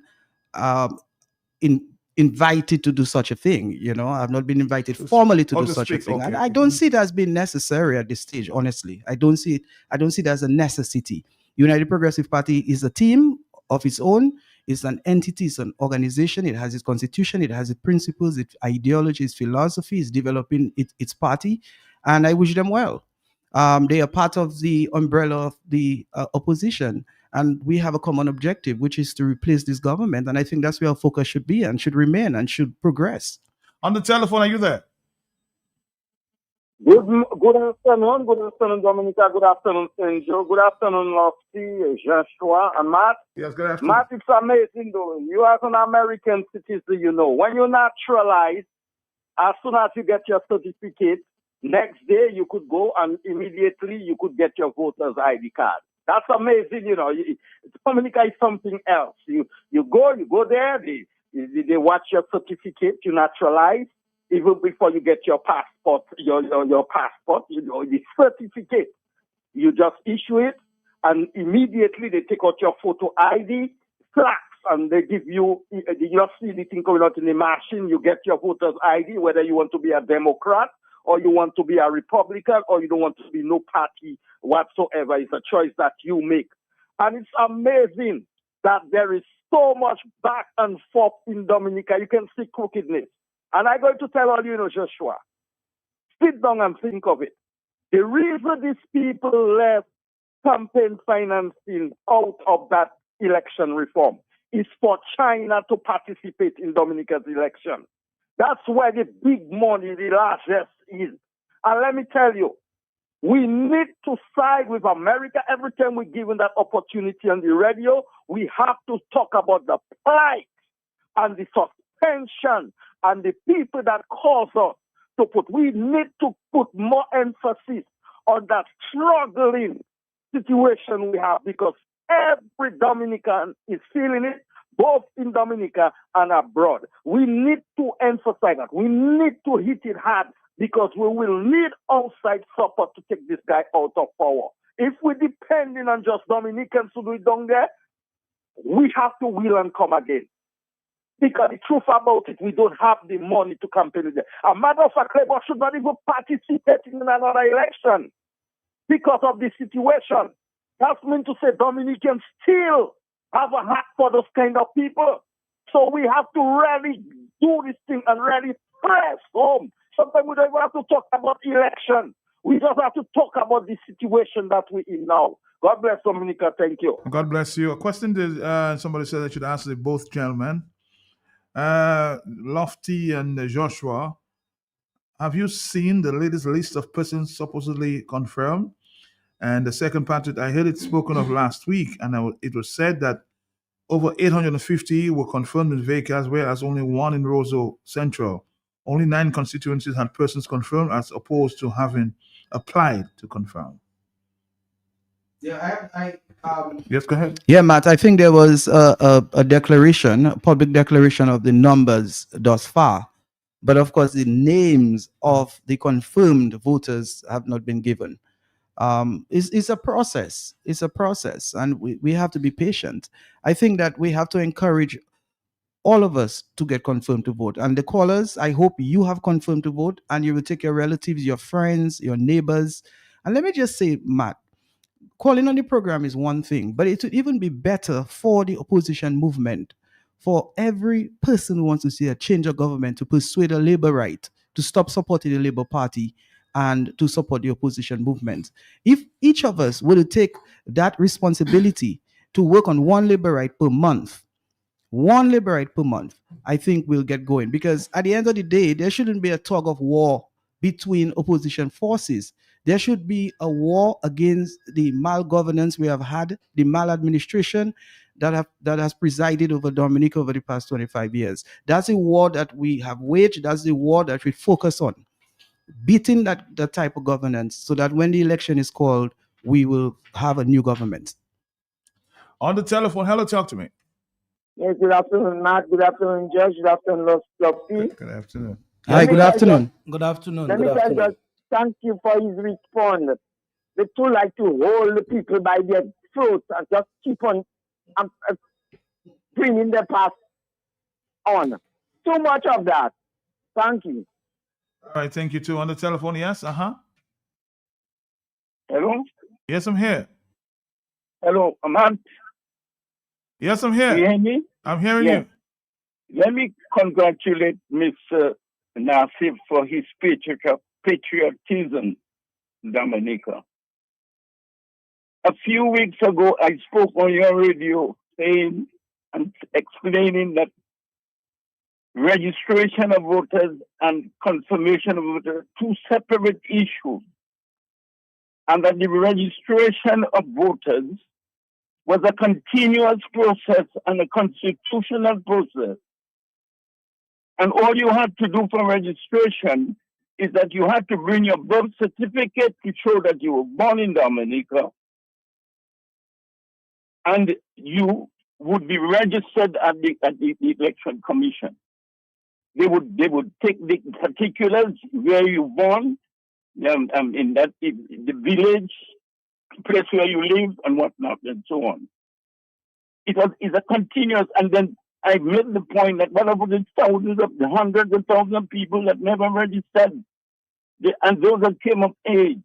There were people like Mr. Nassif who never registered, but he was a Dominican entitled under the Constitution to vote, to be registered to vote. And I'm hearing all kind of, I don't know. And another point, confirmation is if you're on a voter's list and they want to confirm that you are voted. And to remove the dead people and people who have gone out of Dominica for so many years. I don't understand what is going on, because it's the Electoral Commission that is responsible for elections in Dominica under the Constitution, not the Prime Minister, not the leader of any political party. And when I made the statement, the Prime Minister came out and he said he didn't know that thing about non-registration was going on. And he put the Election Commission under the bus. That's a few weeks ago. Oh my God. And how can we be people talking now about voting on an election list, a bloated election list that's so old, with 72,000 people? You are talking about now a next election can be used for that? What is happening in Dominica? The Electoral Commission must do their work. And if they cannot do their work, they must resign. I thank you. I thank you. A very passionate caller there. I suspect the voice of Mr. Dyer. Yeah, that is correct. That's Mr. And former AG as well. Huh? Yes. Right. Let's give him his. An elder statesman, Yes, that's- former AG of the Commonwealth of Dominica, very distinguished gentleman. But Matt, it would be great if we had younger persons that kind of passion, because at Mr. Dyer's age, he does not have to wrestle with day-to-day political doings in Dominica. He could have his legs up and just worshiping his God and waiting until that such time. But he's so passionate about his country, and the points that he made are very valid. The law provides for continuous registration, and the Electors Act, Section 17, read as follows. It says, there shall be the continuous registration of persons qualified under this act to be registered as electors. Shall be continuous. It provides for exceptions. In the interest of time, we don't have the time to read the exceptions, but the exception provides for gazetting and publication. I am not too sure what the Electoral Commission has done that. Now, keep in mind the character of the Electoral Commission is not an ordinary Electoral Commission. There's no independence there, because 3 members on the Electoral Commission as a result of the likings and recommendations of the Prime Minister of Dominica. These are people who are doing his bids, and they will continue to do so. And they have been very conspicuous in their act. It's not like they're hiding to support the Dominica Labour Party biddings. They are acting for and on behalf of the Dominica Labour Party. I'm saying that publicly. That's the way it is. These are vendors of passports. They were not going to take decisions which are adverse or not in the interest of their political leader. So if we're waiting on the Electoral Commission to act in our best interest, it may not happen. It is for the people of Dominica to understand what's happening. And that's why we're here. Our job here is to add value in the enlightenment process. Our job here is to win labor rights, particularly because we're not here looking for persons who have been converted. We're not here looking for persons who have seen the light. We're here to look for people who have been alienated from the truth, people who have allowed themselves to be in a trance, people who have a veil over their eyes, a wool over their eyes. We are here to help them, to rescue them, to deliver them. So in doing so, the numbers will count, and on polling day, Dominicans will rise and once and for all put this DLP government away. All right, I think Mr. Oswald George is asking the question or making a statement here. Tell Lofty and Joshua try to get onto Kyrie FM, the Hang program, True Politics and Talking Point on DBS, instead of trying to take away opposition votes and bleed UWP. Go on Labour Party radio programs to win labor rights, to join the UPP. Have you been invited to do so? I have been. There has been a flirtation by a particular agent of the Dominica Labour Party to appear on his program on Kyrie FM, but that has not happened. But you see, it's so indirectly just to ask you whether you'd come. Yeah, and I'm willing to go on any program. I have been through several Lions Dens, and I am willing to go back for another Lions Den. You are. Yes, of course, in the interest of Dominica. I mean, I don't play games with people's lives. Politics is a very serious thing. Some people take it as a game. You know, it's a game. It's a game. Waking up in the morning and not having money to buy food is not a game. Having to pay bills at the end of the month is not a game. Having to come up with money to send children to school is not a game. And politicians determine the quality of lives. And therefore, people of Dominica must understand the importance of a vote and understand the importance of paying attention to what's happening around them. And too few people take politics casually. I mean, you just heard a caller. You know, this man in his 80s. And he's still out there crying, pleading, Dominicans, show up.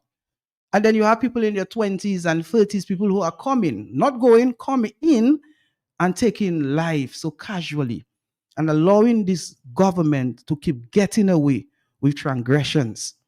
But we are here, we are standing, we are making this sacrifice, and we're asking Dominicans to support us, to join our movement. Whether you are in Grand Bay, Portsmouth, be part of this. Just before you take another call, Matt, let me just respond to Mr. George, Oswald George, you mentioned his name. Matt, Ozzy and I, we went through a lot in terms of standing up on the front line for the opposition cause and causes in Dominica. So I will not sit here and take a swipe at Ozzy because we are basically in the same boat, all right?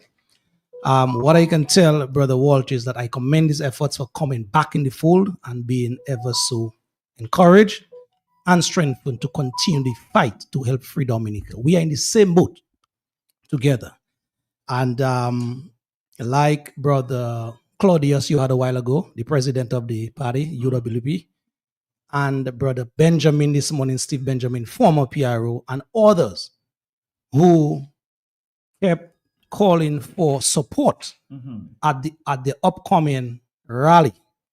I want to basically endorse that call, endorse these calls, and ask persons to support Dr. Thompson Fontaine and the UWP in terms of that rally on Sunday the 1st.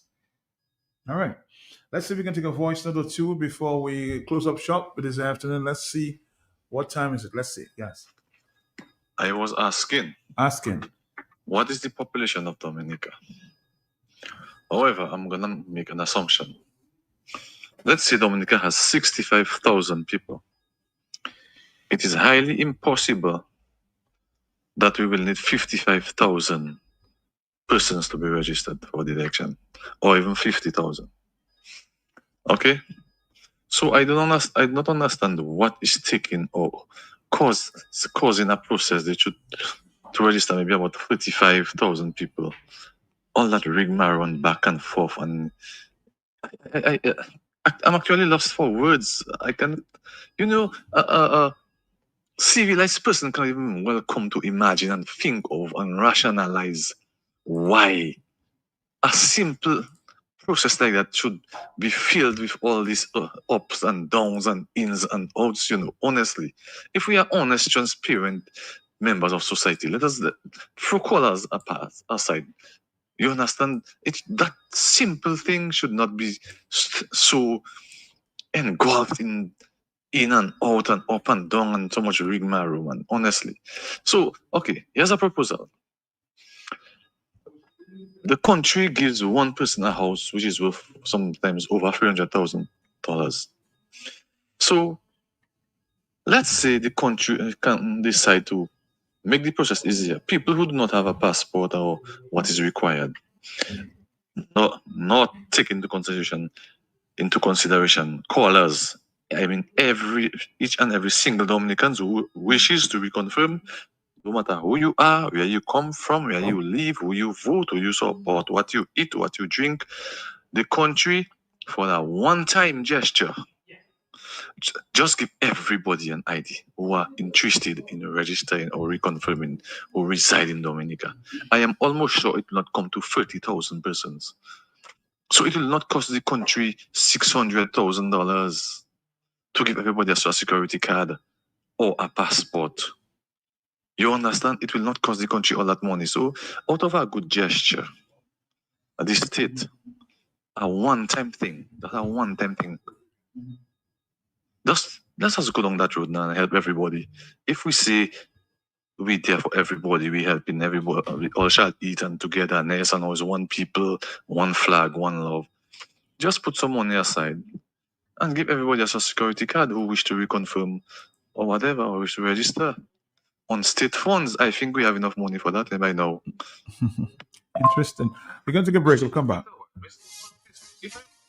Friday, 30 from 11 a.m. on the big station Q95. Be part of the 2026 Caiso Semifinals Fiesta. King JD, the hard-hitting Nashal, Cole Boat with Mystery, Lex Fina Council P, and Conservationist Red, hosted by Ambassador Prince Wallace, and will be live on Q95 Facebook page and YouTube channel.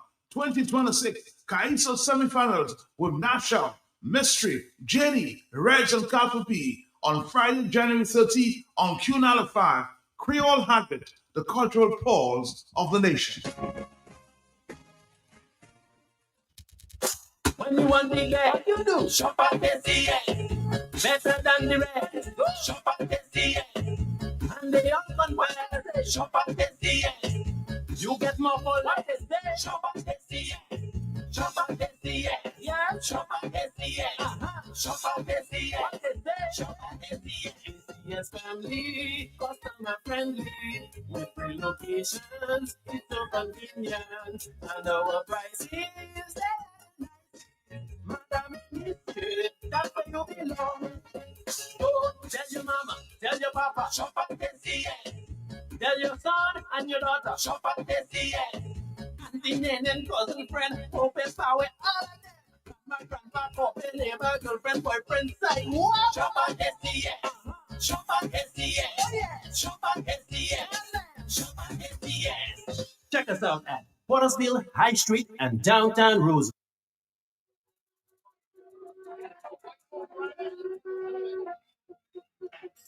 Everybody's trying to call, so we don't have too much. I'll give you 16 more minutes because of the interest in this program this afternoon. I'm hoping that you guys don't have any other appointments. So I'm going to give you a few more minutes to wrap it up. Hello, talk to me, yes?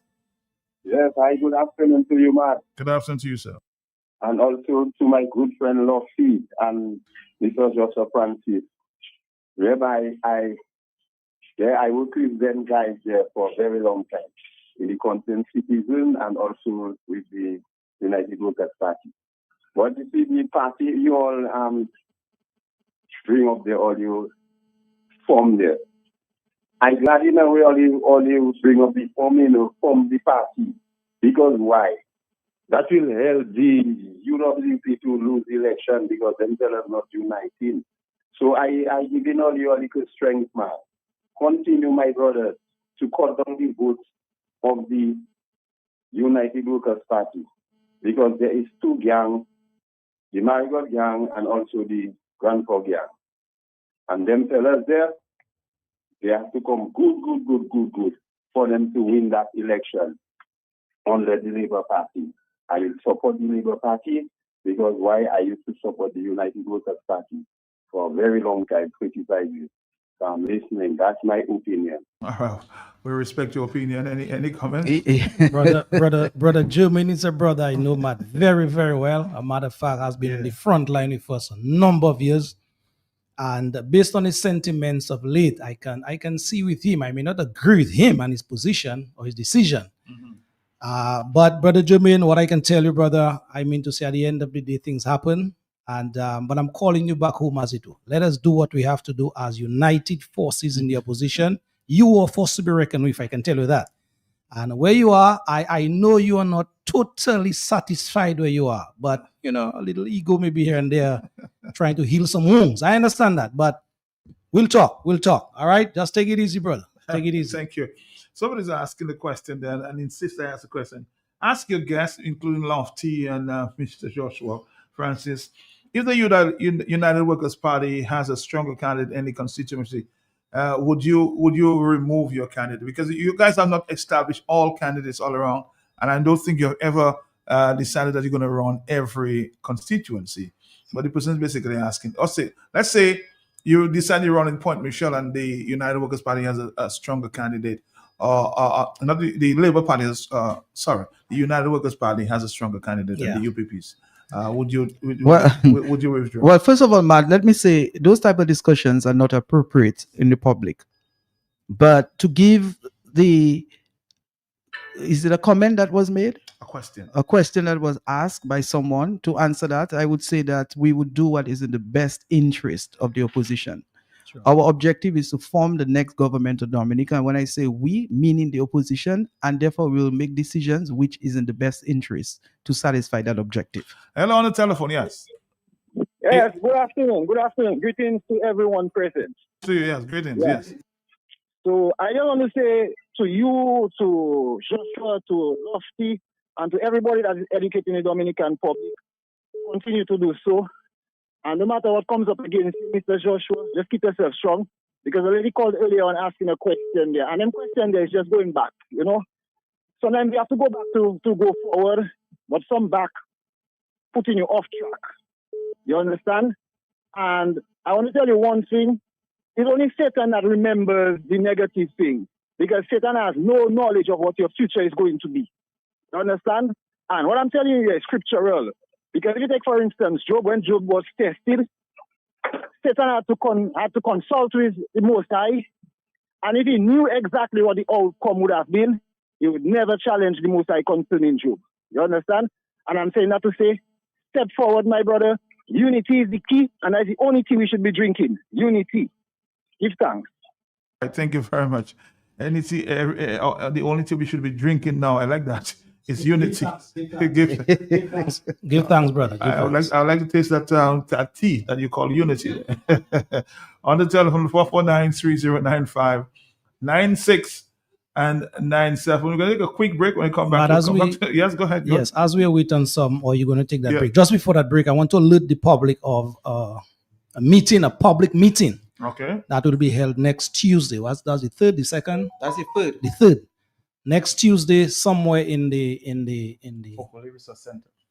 Fonkoli area, we will have a public meeting spearheaded by the United Progressive Party, and we are calling all and sundry.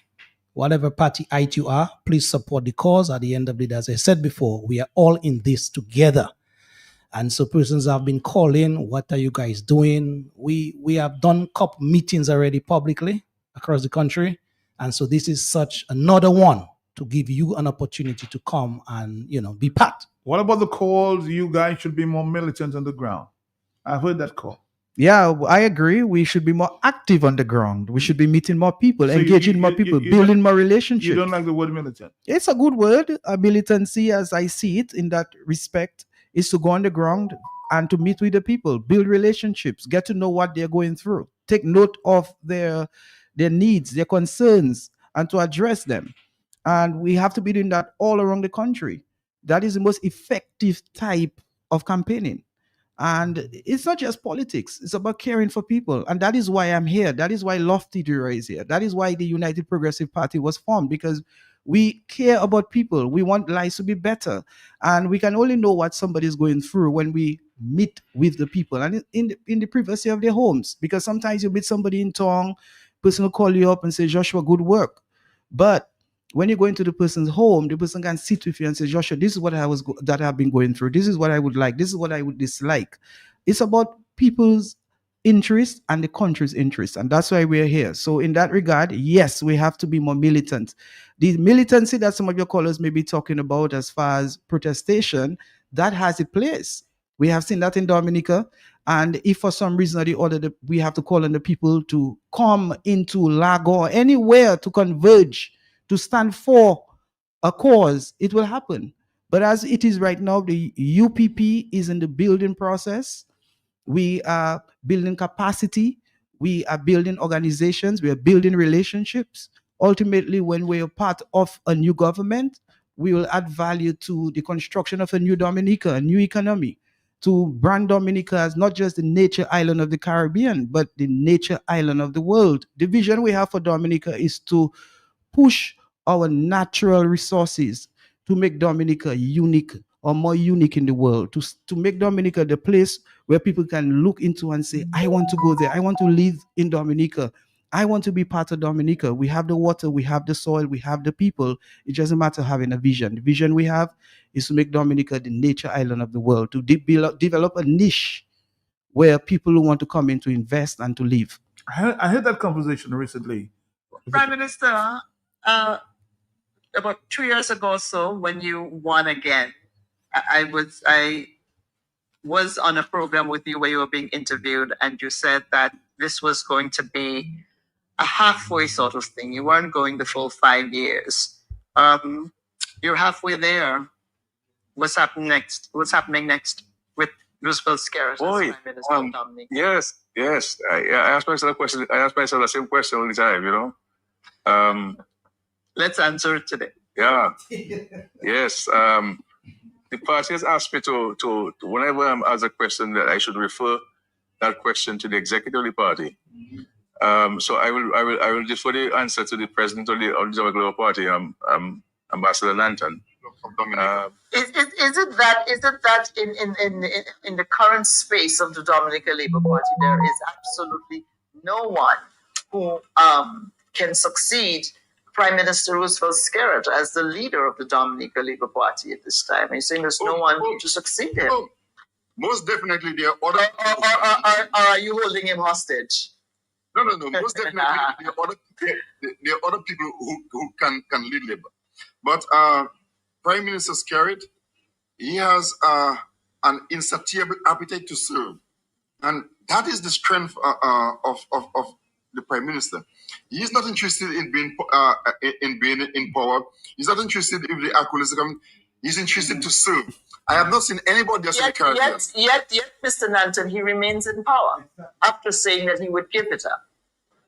Yeah, because the people have asked him to lead us. All right, so I just want your quick comments on that conversation there taking place with this Grenadian gentleman. What a laugh. Yeah, that was a good question and laughable answers. I mean, as usual, there was deflection. The Prime Minister once again placed the onus on Mr. Nanton to answer a question which he's supposed to have answered. This was personal. This was not about whether people were calling him or not calling him to be the leader. He had given the undertaking to the nation that he would serve up to April of 2025. Yes. April 2025 came, he changed his position, which he has a right to do. But it's for the people of Dominica to see through the Prime Minister and realize that he never really speaks a whole truth. But Nanton just said the people want him. who are the people? Maybe Nanton wants him because he's benefiting under the leadership of the Prime Minister. Mr. Nanton has multiplied his assets. He has grown. He has become more resourceful. He has been able to build houses. He has been able to acquire. He has been able to build companies. So naturally, in his economic selfish interest, he will want the Prime Minister to stay here forever. It is for the ordinary man of Dominica to realize that there are many Nantons within the circle of the Prime Minister. They have gotten fat. They have enriched themselves. The 10%, I think. I don't think it's 10%, but there's a significant number of them within the space of the Prime Minister. They have multiplied their portfolios. They have grown in their wealth over the past 25 years. So you're not surprised at the answer given? Right Not at all. Not at all. I mean, and it's the quality of the answer. It's very poor. It's distasteful. This is a man who has held very important positions in Dominica. And when you listen to the type of responses by these ambassadors on the regional stages, it makes you understand why Dominica continues to be last in so many important economic areas within the region. Because you're looking at incompetent people who have always placed their self-interest over the interest of the nation. So, Matt, the Prime Minister, he has given his effort. He entered this as a very young man. He made his sacrifice. He can now just leave this thing alone and go and enjoy his wealth, if he's allowed to enjoy his wealth. Because, of course, investigations will take place. I can say that. Investigations will take place in respect to these assets that those guys have. But if there is enjoyment to realize in the future, then, he just can leave it alone and go out there and enjoy himself. He's tired. He's exhausted. He has been depleted of new ideas. The people around him are not helping him. It is clear. If he had a successor, somebody he had confidence in, he would have given up already. I don't think the Prime Minister sleeps well, going to bed and having to be so worried about the next person he has to serve. The next person who's calling him for a contract. The next person who's asking him for a favor. Because politics in Dominica is not easy. And I don't think the Prime Minister is happy at the apex of the political ladder in Dominica. Let's take a call there. I want you to get your comment as well, but let's take a quick call and we'll wrap it up. Hello, yes. What's wrong with the Prime Minister being in office for 5 terms? That's an acolyte. Well, of course, that's another one again. I mean, you don't expect that man to call and be objective. I mean, there are some people, their lives are dependent on the Prime Minister. And it's a shame. When you have a gentleman who served in a capacity as a police officer, one would have thought he would have invested, and now he just can go and stretch his leg and enjoy himself. But these guys have to song like that. And it's not because they love Dominica. It's not because they love their neighbors. It's not because they care about the future. Those guys don't even care about their own children. Because if they did, they would not be supporting the Dominican Labour Party. You're talking about a government that has been destroying the environment, a government that has failed to enable a private sector to grow, a government that has failed to cause an environment for the economic wealth, the economic health, the economic stock holding of the future to grow.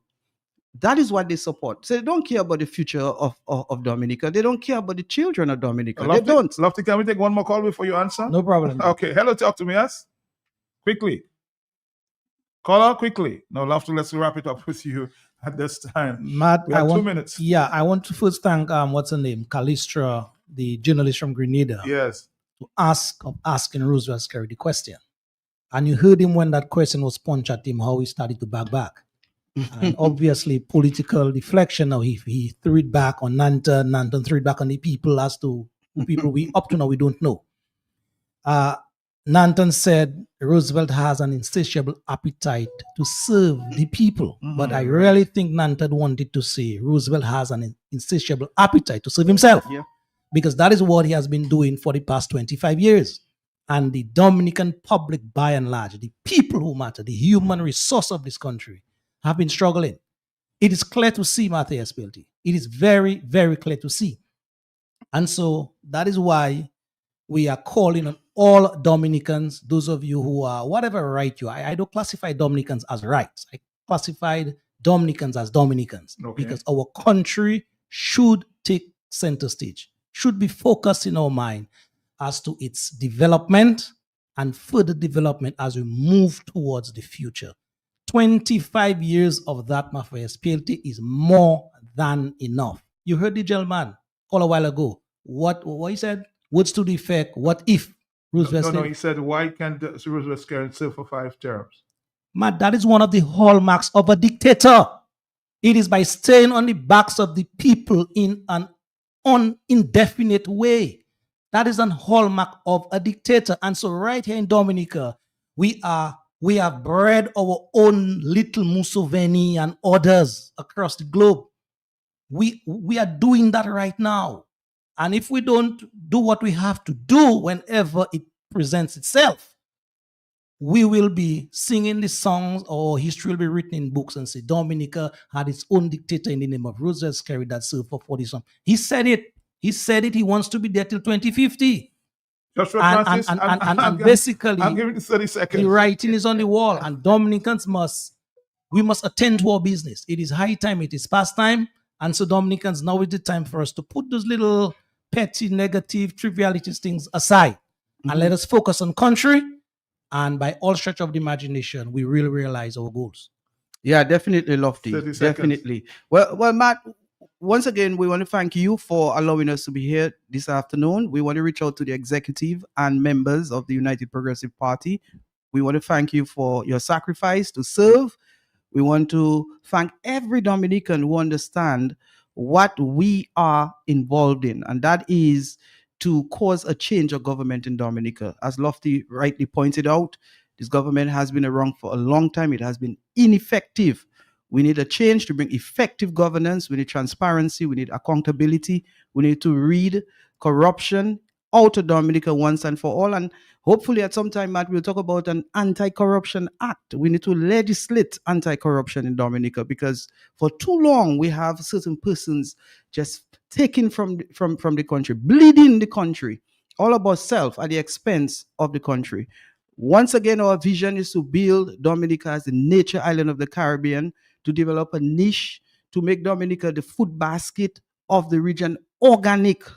We want to develop Dominica into a greater green space, a green economy. Everything has to be sustainable to coexist with our environment, conserve our environment, and to ensure that everybody enjoys prosperity, to make Dominica the best place in the world. Matt, thank you. Thanks to all your listeners. God bless Dominica. God bless you too, guys. Have a great weekend. Thank you very much. Thank you. Thank you. We're here with the full team from the electoral office, including the chairperson of the commission, Mr. You absolutely.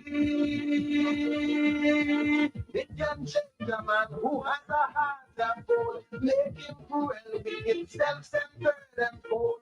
Many men in this land, many organizations fought for freedom and justice throughout the land. When they have power and authority, they don't give a damn about nobody.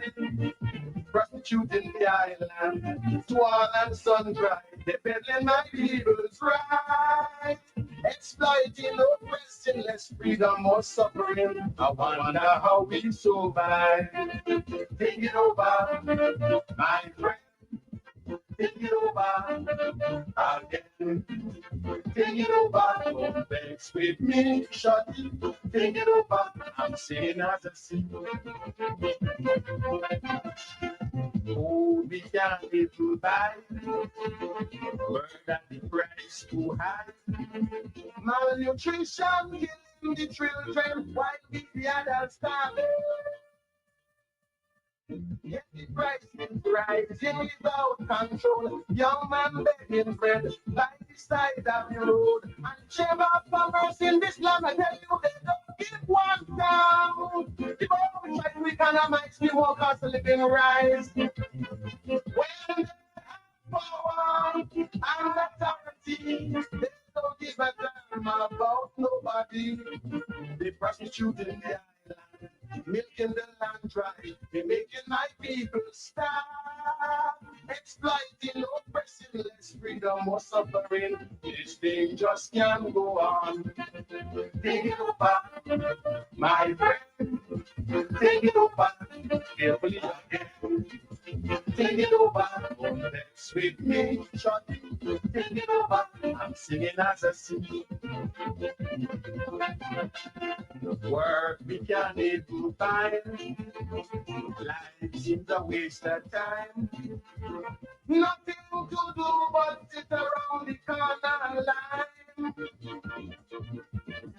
Don't frustrate, some would rather starve than beg. Others turn to crime and steal what they can get. And the judges have no sympathy, they're hammering everyone that they catch. Even little children are jailed without regret. When they have power and authority, they don't give a damn about you and me.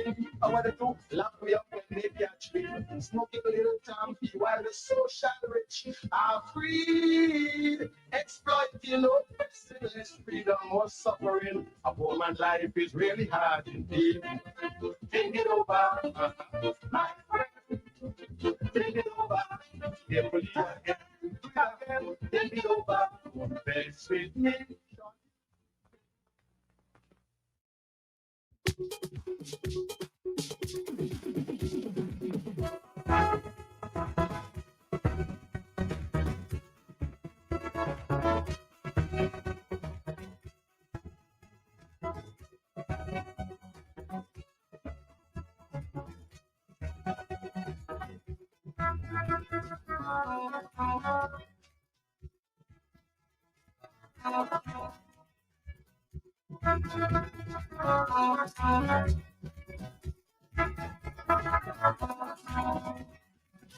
I used to sit down and wonder what kind of woman turns me on.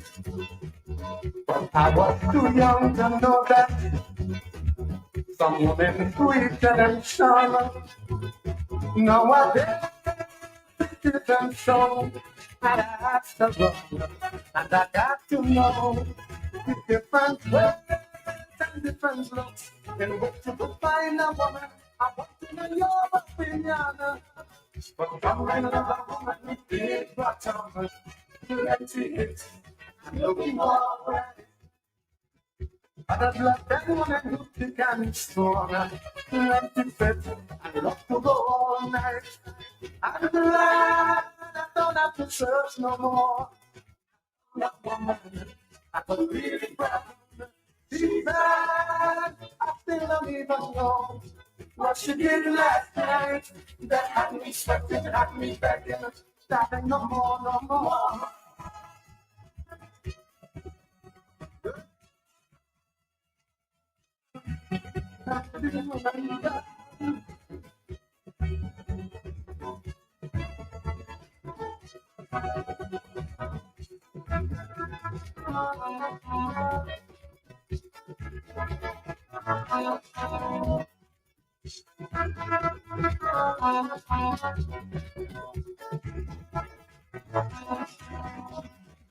I want you now to tell me how you love your woman.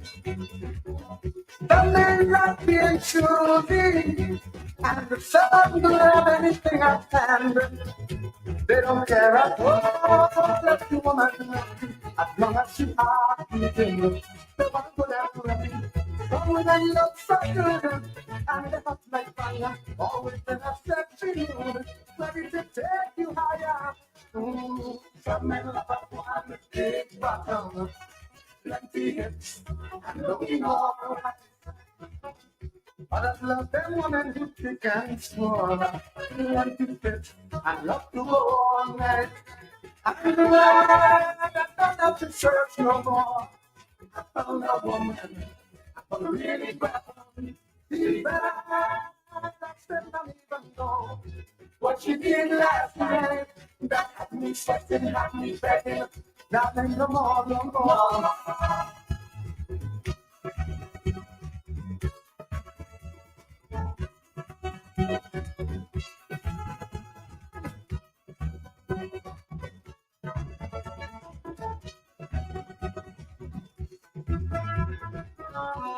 This is Caribbean Time.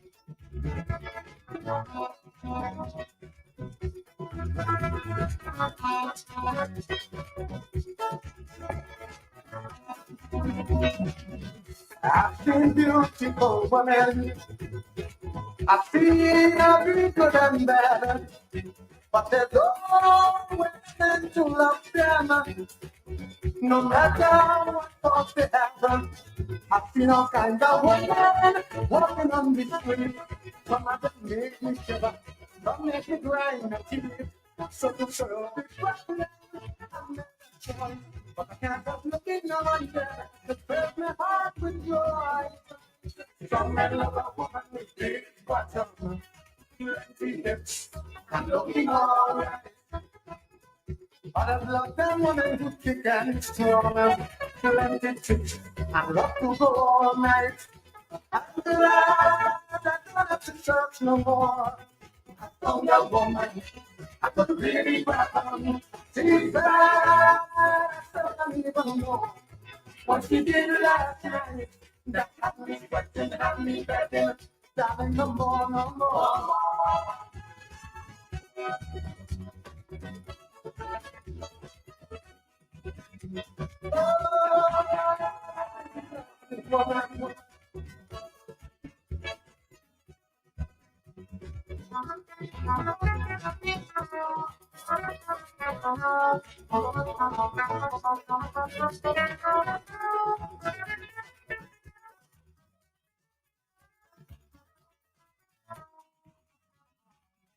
Now you women can be true. I know you have lots of fun when men calling out to you as you go walking along, just in your tight pants, showing off your figure, telling all them sweet talks, and you're just like sugar. Men enjoy saying all these things. Don't you like to give me more? But you know you have the power to love it. Some men love a woman with big bottom, plenty hips, and looking all right. I love them women who kick and strong, plenty hips, and love to go all night. I could lie, such no more. I found a woman I could really grab on. She bad, I don't even know what she did last night. That had me sweating, had me begging, darling, no more, no more.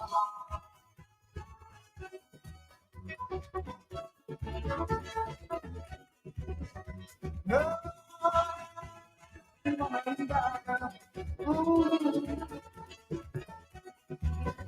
she gave me the best kind of man could have. Ooh, she's sweet, she's kind, she's nice, she's everything a man could have. Oh, I'm glad I don't have to love no more.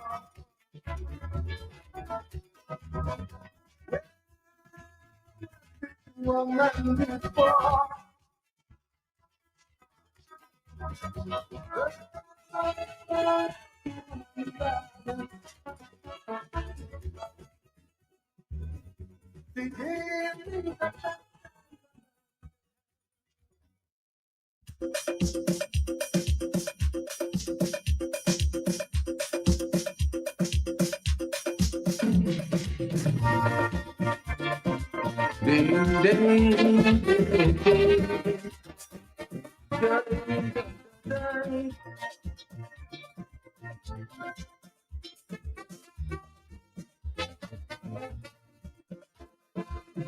I've met many people trying to make confusion, trying to put balance against me. Something for the poster and blessed imitation. And how I try to sound just like you. But I want to let those people know. For 14 long years, Baron did me find me. When I came on the scene, then Baron came back to me. But I don't sound like the Baron. For your information, the Baron don't sound like me. So when I'm singing my tune, And you hear a sweet croon, I'm just being me.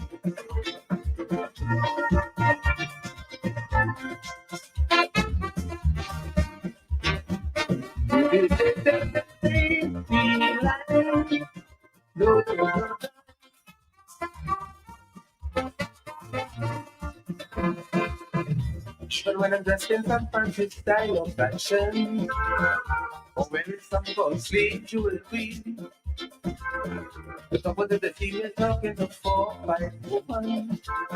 They just say I try to be like me. But one thing that they don't understand, but I'm loving them and plenty action. Things that I am being friendly. Yes, it makes me happy. But I don't look like the Baron. And if I should mention Baron Monastery at me. So whenever you see me looking nice and dandy, I'm just being me.